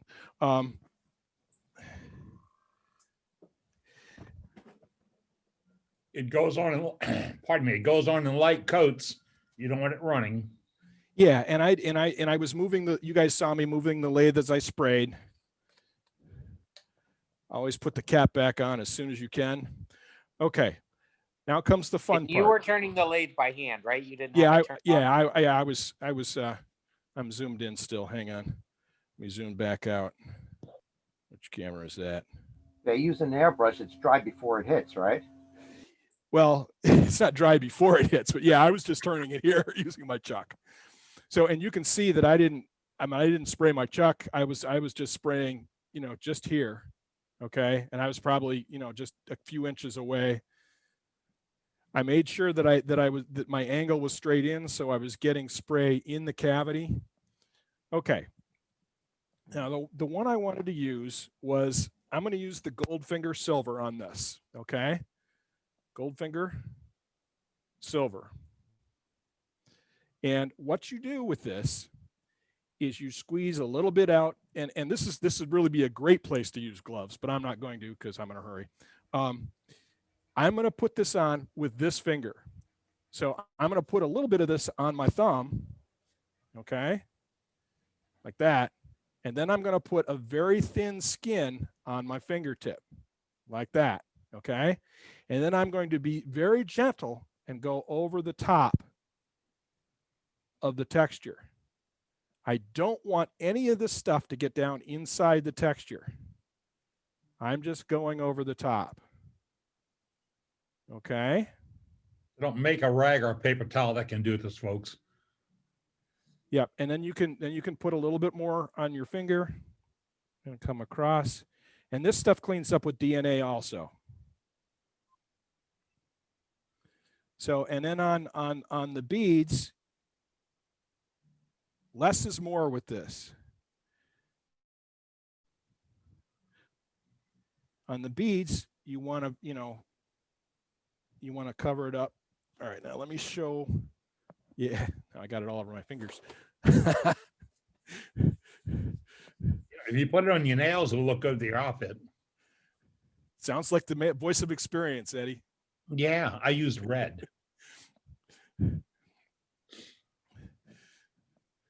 There's only room for one man who dresses like a woman in this club, and that's me. Pardon me, Doug. Pardon me. You But know, you- I think we need a Say fashion nicely. show and a competition, guys. I don't think so, Tim. So let me try to get in close here on this, see if this zooms in enough. If not, I'll just take it off the lathe. I think I'm going to have to. This is not showing up really well. All right, let me do that and switch to this. Can you just spray, can you put another coat of black on it if you don't like what you did with the silver? Well, you could, but I'm not sure. I haven't ever had to do that. Okay. I wonder if the stain, because when your first coat's going on, you're going on with stain, so it's sinking into the wood, right? Yeah. So the next coat is not going to be stain. It's not going to be sinking into the wood. It's going to be on top of the gilt silver. cream. You follow me? Yep. So Much better view. So basically what I've done is I've gone across on the top of the texture like with my finger like this, and I'm just hitting the top of the texture with the gilt cream. Same is true for here. And if I come across on the other side, I guess I need more. But the trick with putting on the gilt cream is putting it on a very, very thin skin of it on whatever finger you're using, so that you don't get it down inside the cracks of your texture, inside the cavities created by your texture. Things are not flowing very well because it's only about 48 degrees in my shop after 2.5 hours of heating. So Now, if you get them down in the cracks, can you brush them out? Have you tried doing that, or? I have been able to pick it out with a pick, but that's like enormously tedious. So it's better if you don't get it in there. Yeah, brushing won't work. It'll spread it. Yeah. I did try wiping stuff out with DNA. Frankly, if you're a little too heavy-handed with it, you're best just turning the texture off and starting from scratch.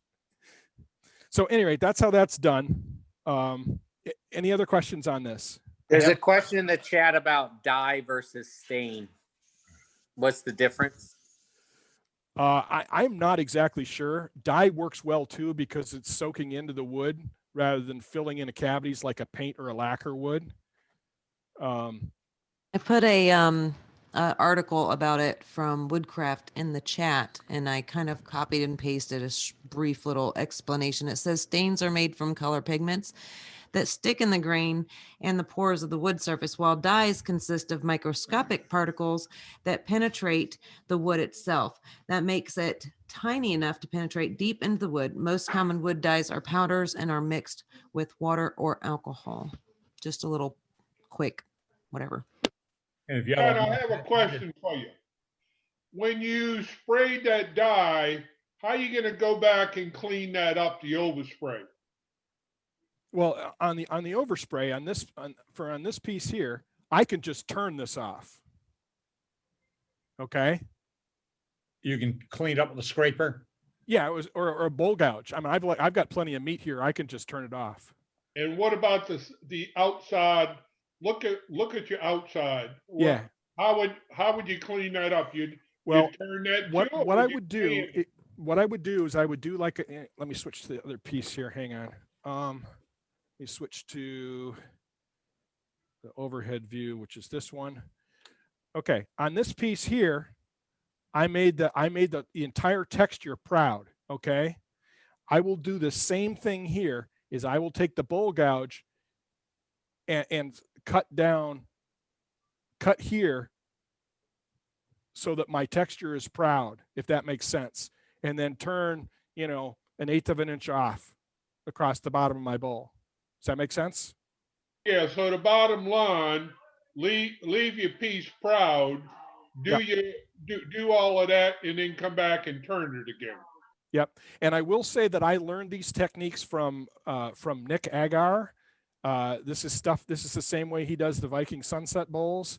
So he is the source of this technique as far as I know. I mean, it's not a new technique using the gilding cream, but it might be on turnings this way. But I learned this from Nick Agar in a class with him. That spray dye, how deep does it go into the wood? Is it going to be easy to turn off? Yeah, you want to see that? Yeah, it turns off.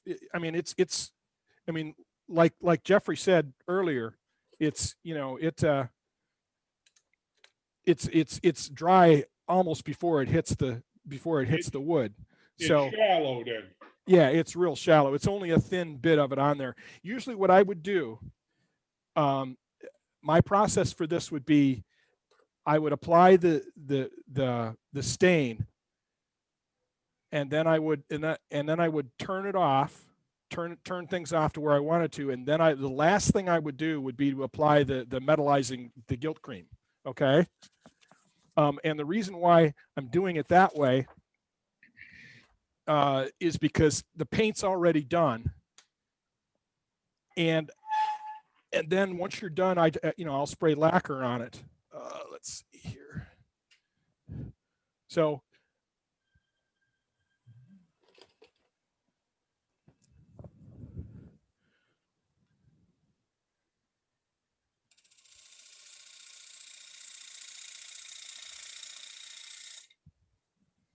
just to show you that the oversprays, it's all gone. Okay. And I took, I didn't take much off there at all. Okay. Look at the little curly cues on the tool rest, folks.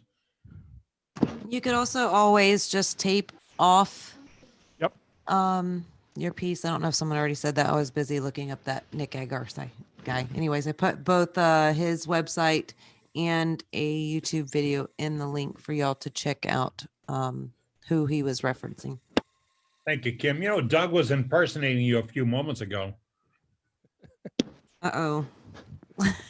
Hey, Matt. And I looked so good. Yes, sir. Yes, Hey, sir. Matt, is there a restriction on what kind of finish you can put over that embellishing wax? I usually spray lacquer on it. If you're spraying lacquer, you always do light coats so that you don't interfere with the paint or the, damn it. Let's see. You want to always spray light coats so that you don't interfere with the paint or whatever texture you've applied. I've had success spraying clear poly also. Again, light coats, you want to get at least 2-3 light coats on there before, very light coats before you try to increase the depth of your finish. Thank you. Yep. Like misting it. Lacquer is great Yeah. for misting it. Yeah. I mean, how I would do it is I'm at least a foot from the piece and I'm spraying before I hit the piece. I'm not putting heavy coats on, spray, and I'm done. You know what I'm saying? And that can be with a rattle can or airbrush or whatever you choose. Just remember, the closer you get, the more you put on, and that might not be a good condition. Right. Yeah. And the further away, if you're doing HVLP, then that might be a better way to do it too. I like the Minwax products. I've had good success with those. So Minwax spray poly and Minwax spray lacquer work real well for me. The Deft spray lacquers work good too. I took a page from Holly Denny's book and did some spray sanding sealer also, which was fairly successful if you want a satin finish. Matt, can you show us that little air compressor that came with that airbrush? Yeah, sure. Yeah, let me switch over here. Let me switch to this one. And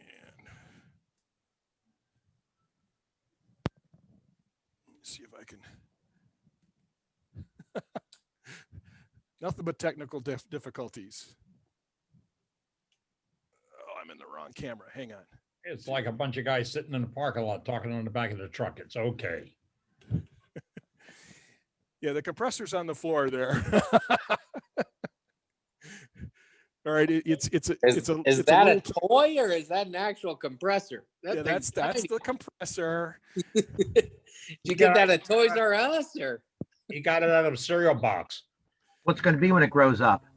All right, Hey, smart if you Alex. got It's demonstrated, this let's big, okay? It's this big and it works fantastic. I've had it for 10 years.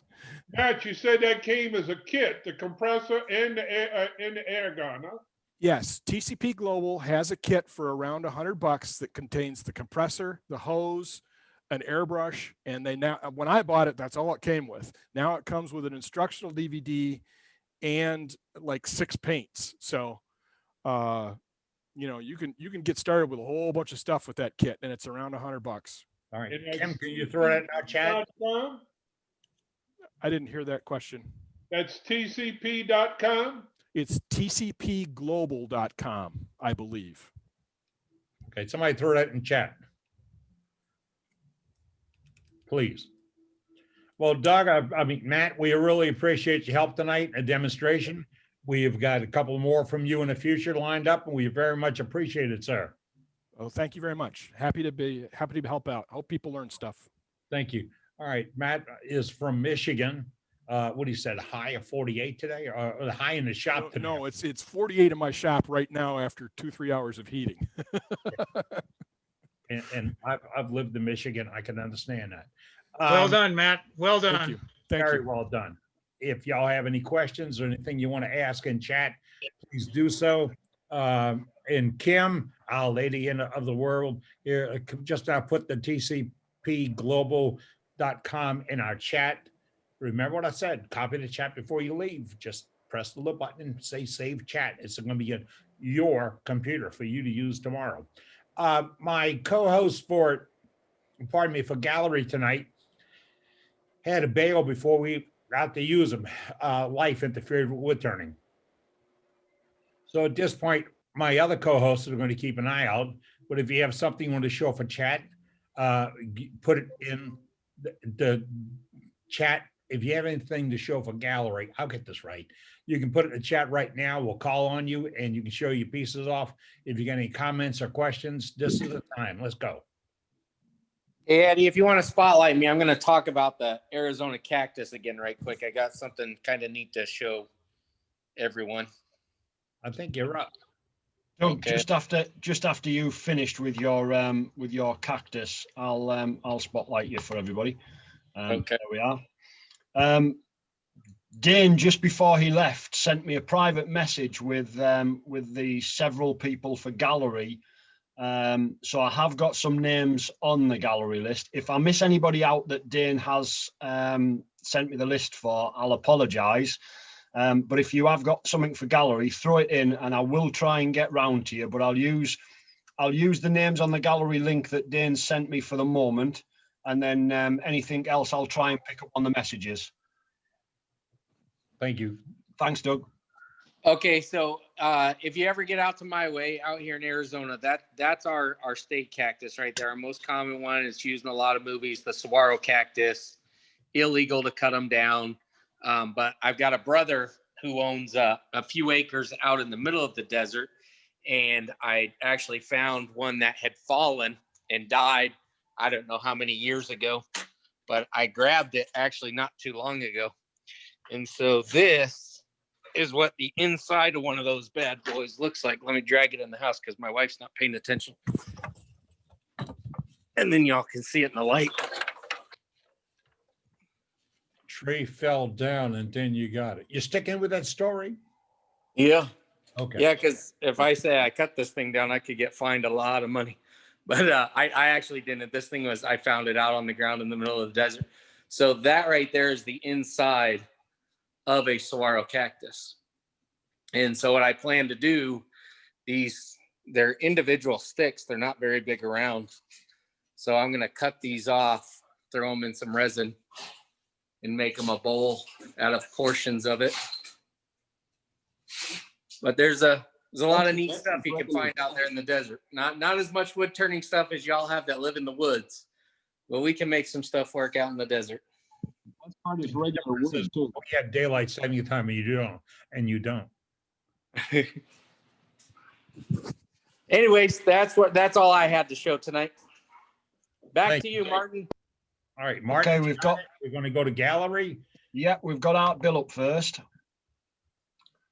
Hi, guys. This is the first live bark bowl that I've done, and it's also the first wing bowl I've done. It's 11 inches, and I don't have the bottom turned off yet, but I thought it looked pretty and came out pretty good with the bark on it. This has got shellac on it, and it's 11 inches by about 3 inches. And it didn't come out as thin as I would like it to have been, or as smooth as I'd like it to have been, but I was scared with those things winging around there. But I'm happy with it. This for my first one. Thank you, Bill. Great. I've got a segmented bowl that I just finished. Came out pretty good. It's 12 and a half by 5. And this is maple and mahogany. Very nice. Very nice.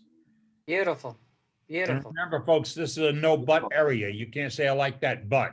You can say I like that because you like it. All right, who's up, Martin? We've got Carl and Dave next.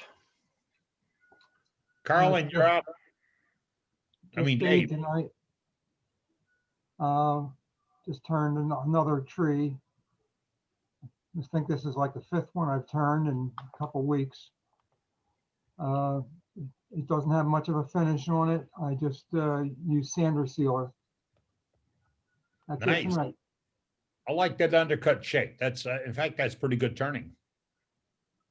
Yeah. Very nice, Dave. Thank you. All right. Martin? Yeah, we've got Kenny up next, but I just can't find him at the minute. Has he left us? No, we've found him. This is a Indian basket weave that I done. This is the front of it. Oh, hold on. We don't have spotlight yet. All right. You got me? No, I just can't get you because my arrow's in the way. We'll get you up here in just a moment. I'll just move you for a second. Spotlight. There you go. Okay, this is an Indian basket weave. There's the inside. There's the outside. And here's another pattern of the same thing, but in a platter shape. Kenny, that's amazing. You need a lot of patience when you're doing this one. I got in this piece here about 8 hours, and in this piece, I got about 12 hours. Wow. That is really nice. That is awesome. That's nice, Kenny. Really good. Thank you. Thank you for Kenny sharing. is also a new member. This is the first night that he's with us. Yes. Welcome. Well, yes, sir. Welcome. That's some beautiful work. What we're looking for you to share with us also. I think you should do a demo. Question? How to do that. Well, yeah, we want to know how do you do it. So think about it, Kenny. We don't want to put you on the spot, but think about it. We may be looking for you to explain that for us. Just be ready to do it next week, though, but no pressure. Do it very carefully. Thank you, Kenny. Appreciate it. Okay, who's up, Martin? Where's Andy Phillips? Are you still with us, Andy? Andy, say something, we can find you. Yes, are you hear me? Yeah, found you. Okay. There we are. Okay. I have just started getting into some casting Alumilite, and this is two of the first things I've done. This is a burl, big leaf maple that I bought, and it looks a lot like coral. And so I have a little octopus poured into the top of it. And I thought it came out pretty nice. And the other thing I have is a little bit bigger. And let me try to Go get together. the glare off. Where's your face? But I've got some little fishes and lobster poured into it. And these are the first two Lumilite castings I've ever done. And I don't know how practical they are other than collect dust, but I just wanted to do it. So my wife bought the little glass figurines on Amazon because to pour it in, I didn't want to use plastic. And so they are actual glass, and I thought came out pretty nice. Probably be Christmas presents, but anyway, I've seen people do a lot of the castings. Kim Tippin does one heck of a lot. And someday maybe I'll be able to do some of the things she does.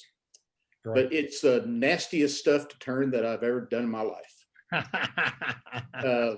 But anyway, thank you very much. I enjoyed it. I enjoyed doing it. Sometimes you got to. That was cool. All right, Martin, we got anybody else up? Yeah. We've got, where's he gone? Charlie. Yes, sir. There we are, Charlie. You're on. Somebody else showed a mug earlier. Theirs didn't have a handle. I put a handle on mine. Put it right This in front is- of your face. Right. This was underwater for I don't know how long. It took quite a while to dry it out. Looks good. I like it. It's OB shine juice with a lacquer spray and Minwax wood polish. What How kind do of you wood is attach the that? handle? The handle is oak.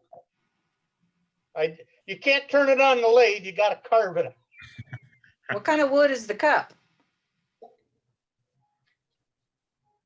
That what you talked about. What is it? What species?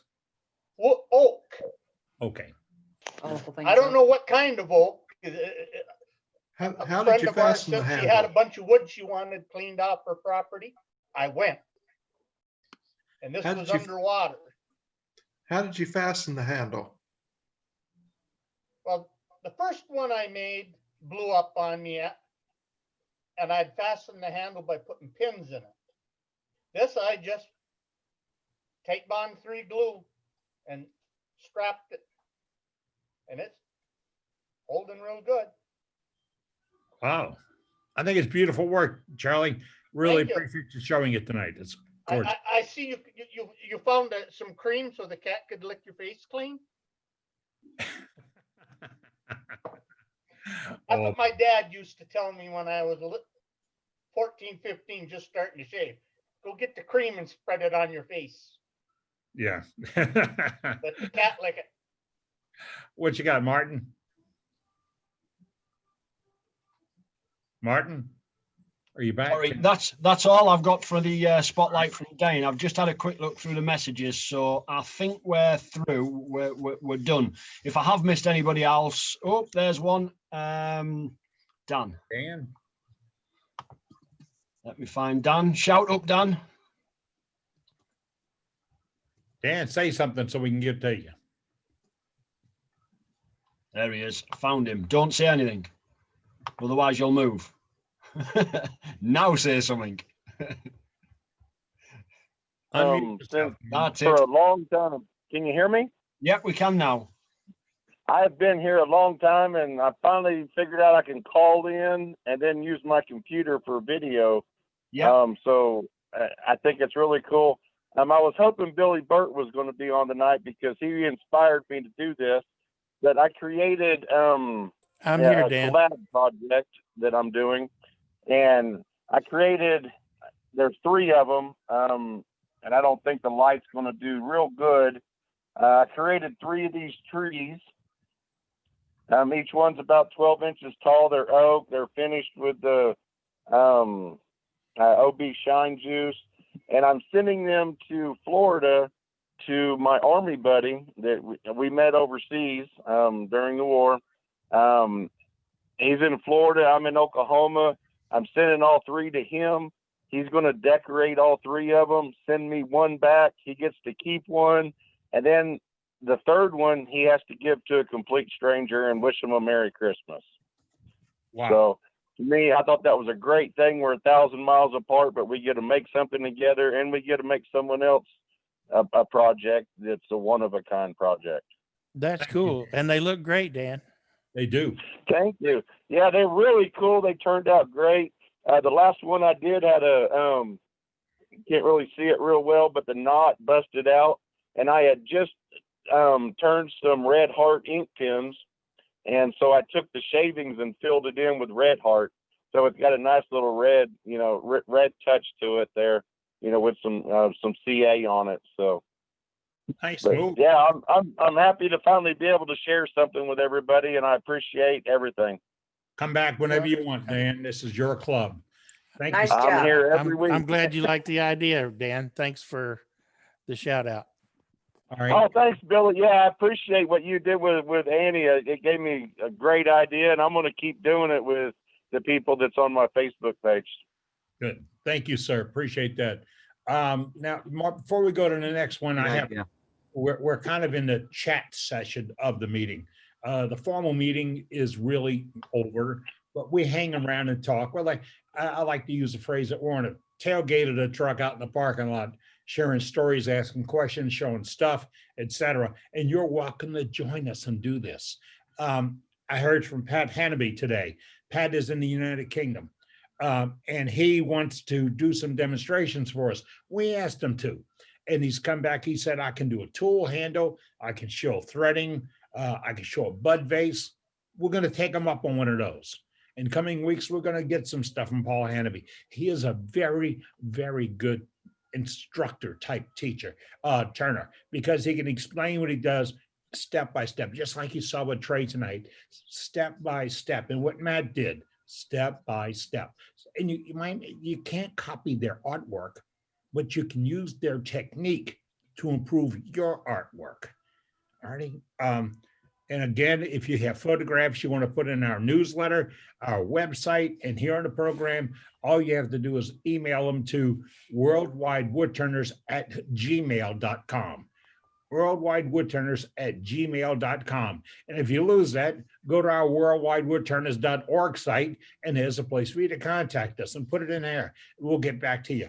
We do not share your email information with anybody at any time. We're not going to be the spam creator. We're just here to talk wood turning. Anybody? I see some notes that say I got a couple more. Yeah, we've woke a few up, Eddie. So there is a couple more. Matt's got a couple to show us. Just one of the things that I do with waste wood on the bottom of my pieces when I turn something big is I make little bowls. So, and I experiment with shape and form, and I use them for holding nuts and stuff in the shop. And you can play with the bottoms. Anyway, that's what I do with the waste wood. Is I always turn something out of whatever's left on the bottom of the lathe. There's no such thing in a wood turner shop as waste wood. Where are you getting that, guy? Yeah, waste wood, yeah. Whatever's left. It's like, do I turn out of scraps? I haven't any scraps left. Thank you, Matt. Appreciate that demo tonight, sir. Very nice. My pleasure. Eddie, I was waiting for you to correct him on that. Oh, okay. Yeah, Brenda, because Yes. Brenda used that term one time. Yes. Just once. She learned. All right. Anybody else up, Martin? Where's Dick? Is Dick around? He's Yep. Here's a good part about being Worldwide Woodturners. Our co-host is in Britain or United Kingdom, and we're in America. Donald is over in Australia. We got some guys in Canada, and everybody is welcome. Did you find him, Martin? No, I've lost him at the minute. All right. Dick, say a little something Martin can catch up to you. I'm saying something and I'm waving. Got a Powermatic in the background. That's it. Found you. Can you hear me? Yep, you're there. All right.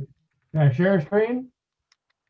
I I think I can, let me see something. You might be able to do that, Eddie. I can't. I'm trying to get there, Dick. Hold on 1 second.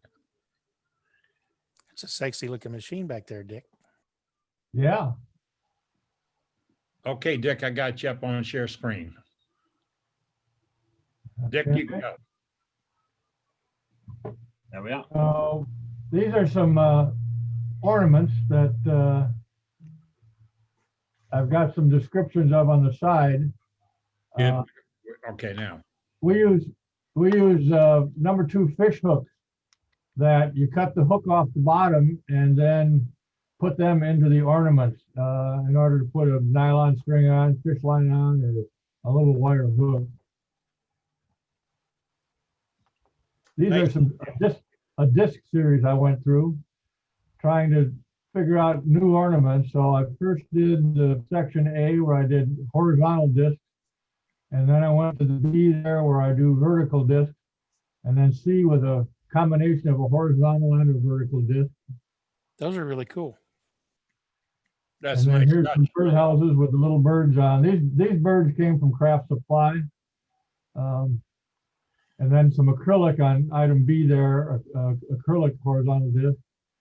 And then the white ones labeled under C here are bleached sycamore. So they really look nice on a tree and have a lot of contrast. And then I've made quite a few of these stack toys.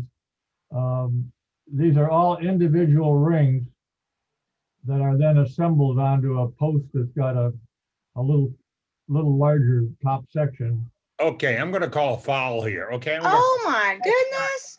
That's got Fisher Price's name on it. They are awesome too. As long as you give them away, it's okay. Just can't sell them. How big are those? Are those like just ornament sizes? Yes, they're about 3 inches high, 2 inches high, 2.5. Those are so cute. Yeah, Yep. that's awesome. Are they individual donuts and then they're put on the post? Well, we'll see about that. They would almost make a dangly earring. That's Yeah. what I thought. Those two of them at the bottom look like earrings. I wouldn't want those hanging from my lobes all day. How about you, Doug? Yes, I'll take one for the team. I'll try him out. So these A's are just some traditional ornaments. Those are all one piece. The gold one is actually just a piece of pine. So I guess I get in the 2x4 club. But I found that these textured paints work really good because you can use pine and then you can just use spackle to cover up any holes or splits or grooves in it and then paint it and nobody knows the difference. See that, Ronnie? Those 2x4s are coming back again. Yep. All of these bells, I turn these at demos that I've done for our chapter, and there's a clapper that's turned inside. It's all part of the bell. It's not inserted in separately. I actually hollow it out and then leave a stem with a clapper on the end of it. So it doesn't make noise, but You don't know he's already been admitted into the 2x4 club. Yeah, he could. We move him up a notch or two. yeah. Then these are some laminated globes that are hollowed. And the one on the left has got three veneers, a blue, a maple, and then a red veneer, and then that is walnut. And these are a lot of trees that I do. The ones on the left are natural. The ones in the background are the iridescent Josonia paints. And I typically do those in 3, and we sell those at our state fair in our wood turning groups booth that we have. And the ones on the right, you've got a bleached sycamore again, that's just natural. And then glitter paint that we've already talked about never goes away in your shop. And then the green one is actually granite paint that you can buy. It's a thick texture paint and works really nicely. And these two might likely just be pine again, using that paint on them. And then I got my bead tree again down here in the middle. And then these are also bleached sycamore, the two center or the ones surrounding the beads with just dabs of paint on them for picturing light.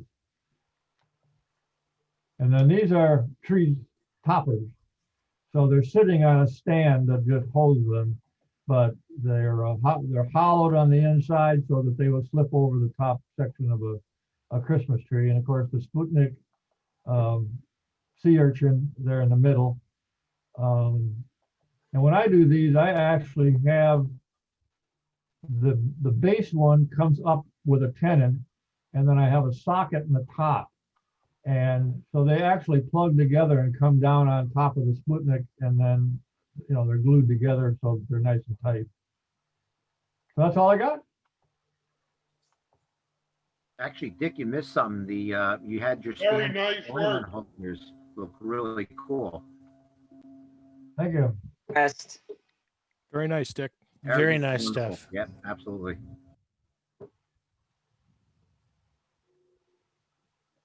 Okay, so I heard you say that you use the number 2 fish hook, so you have the eyelet to put your thread through. Yeah. Have you ever tried using the leaders? I like to use the leaders because then the ornament will actually spin. Nope. Well, So- we've always, one of our founding members always used the fish hooks, and so we all use fish hooks. And the way most of us turn them, we actually cut them on a strong angle, hold them in a needle nose pliers, and actually, with the lathe running, we push it in about 3/4 of the way, then pull the pliers off, stop the lathe, and then you just pound it in the last 1/8 of an inch. And they're pretty solid. But yeah, you're right. If you need them to rotate, those leaders work great. Yeah, I drill a little pilot hole and then throw some CA glue in there, drop the leader in, and then that way when I put the hook through, the ornament will spin. Yep. Of course, that's only if you're trying, you know, when you have a bad spot, you don't want it to spin. You want to just always hang it so the good spot shows up, right? That's a good point. No kidding. What do you do with the rest of the fish hook? You throw them away very carefully. And that's an important point. We always make it I do a lot of teaching within our group, run our training group. And we always teach people when we do these as a project that you hold the fish hook in a hand with the hook portion down to your palm when you cut it, so that it doesn't go flying, because they can be dangerous and go hit somebody else in the room or even come up and get you in the eye if you don't wear glasses.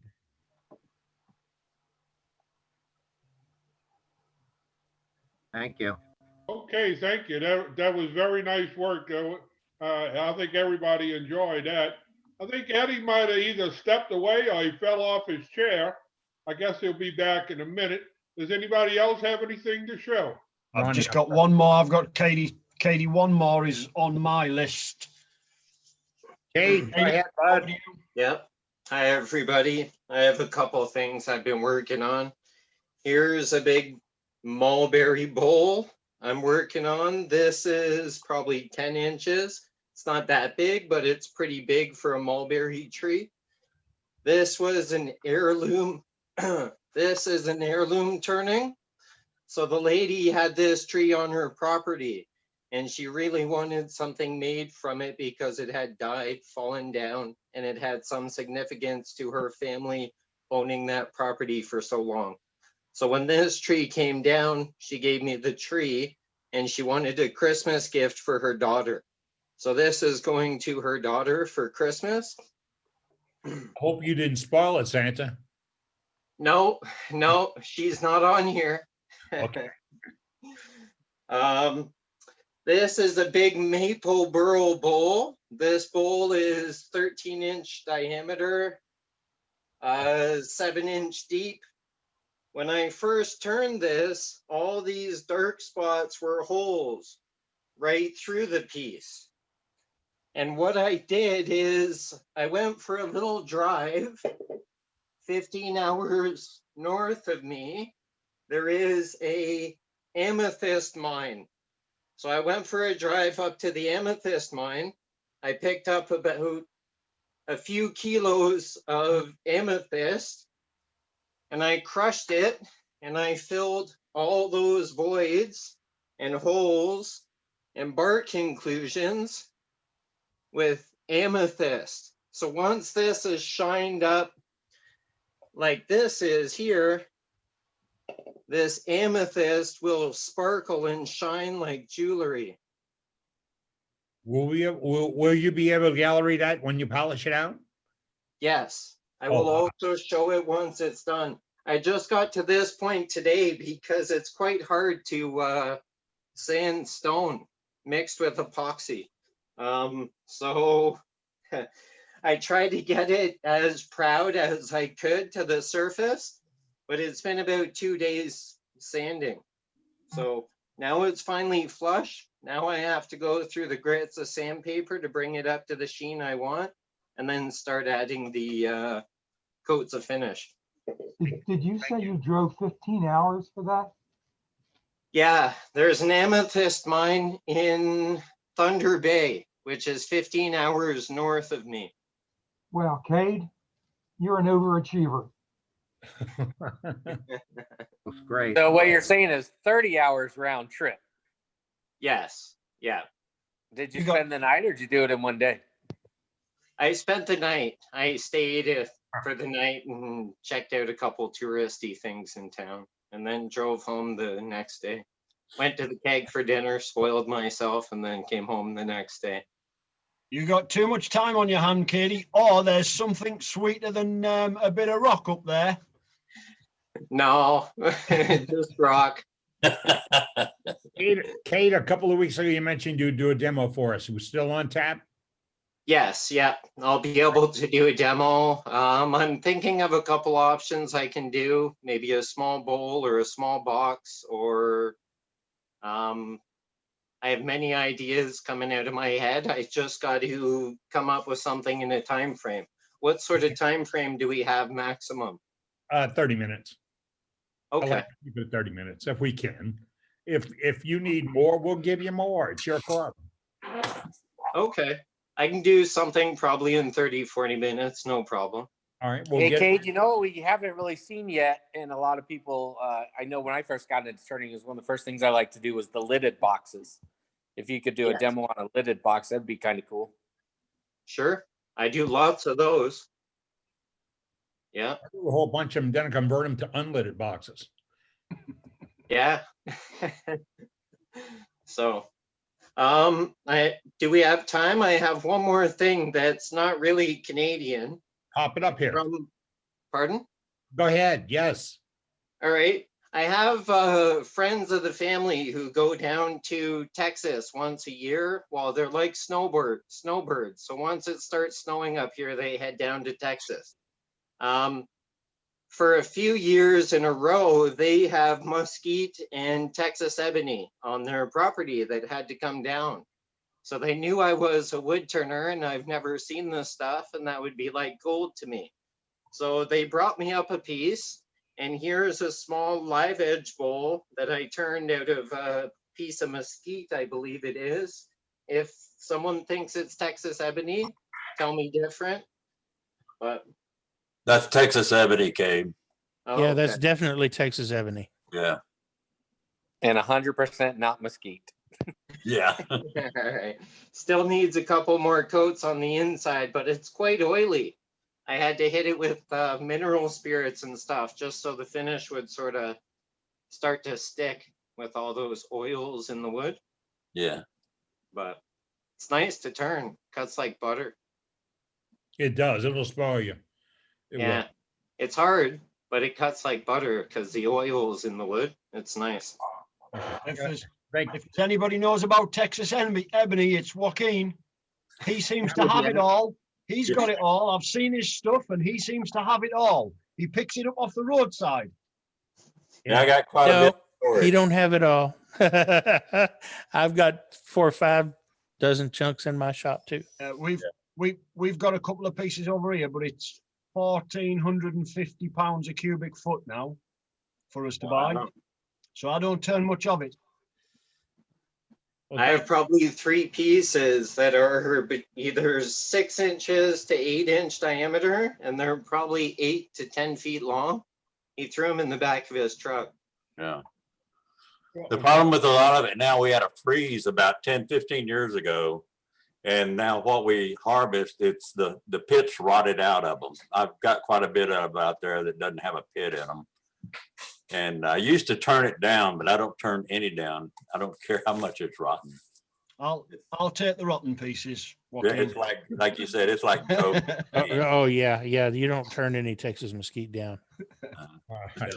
Thanks, I Katie. mean, Texas ebony. Thank you, No Kate. problem.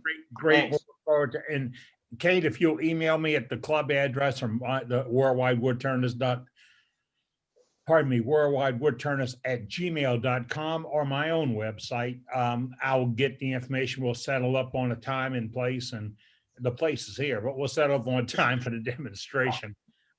Anybody else in gallery this evening? That's all from me, Eddie. All right. Well, folks, Bill's waving something at me. Just bear with me. I can see you, Bill. all right. And somebody said Billy Burt wasn't there tonight. I think Billy's there. Oh, look out. We're in Houma. Just put your mic on. Pop your mic on, Bill. Got it. Sorry. Or speak up louder, one or the other. Well, I'm not that close to you.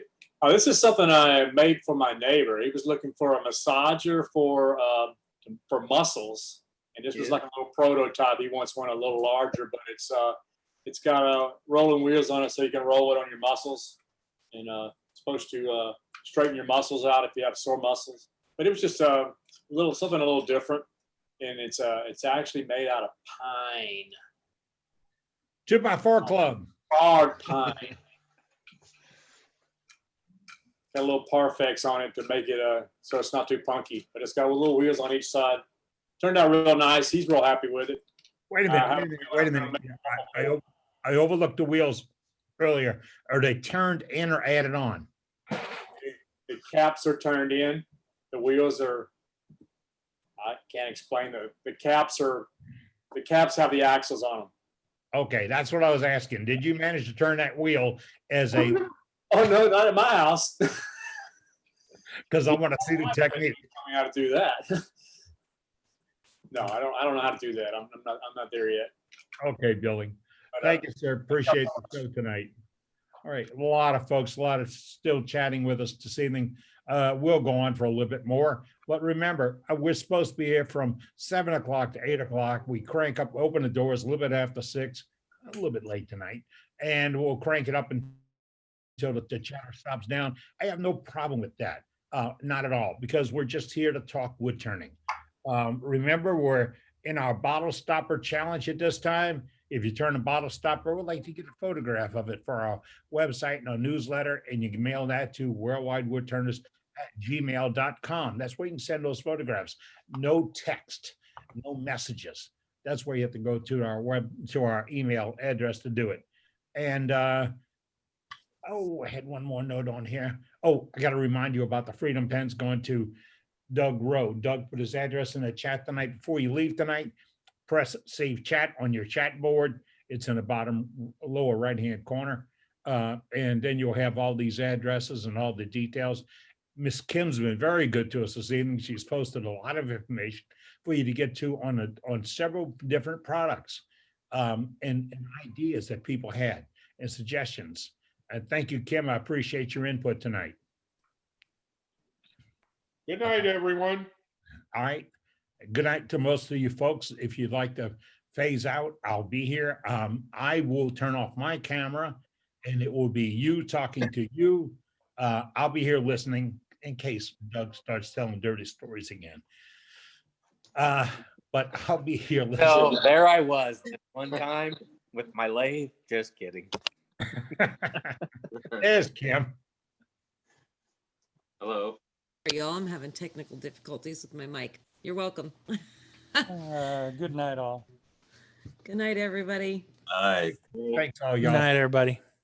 Good night, all. Good night, John Boy. Good night, Mary Ellen.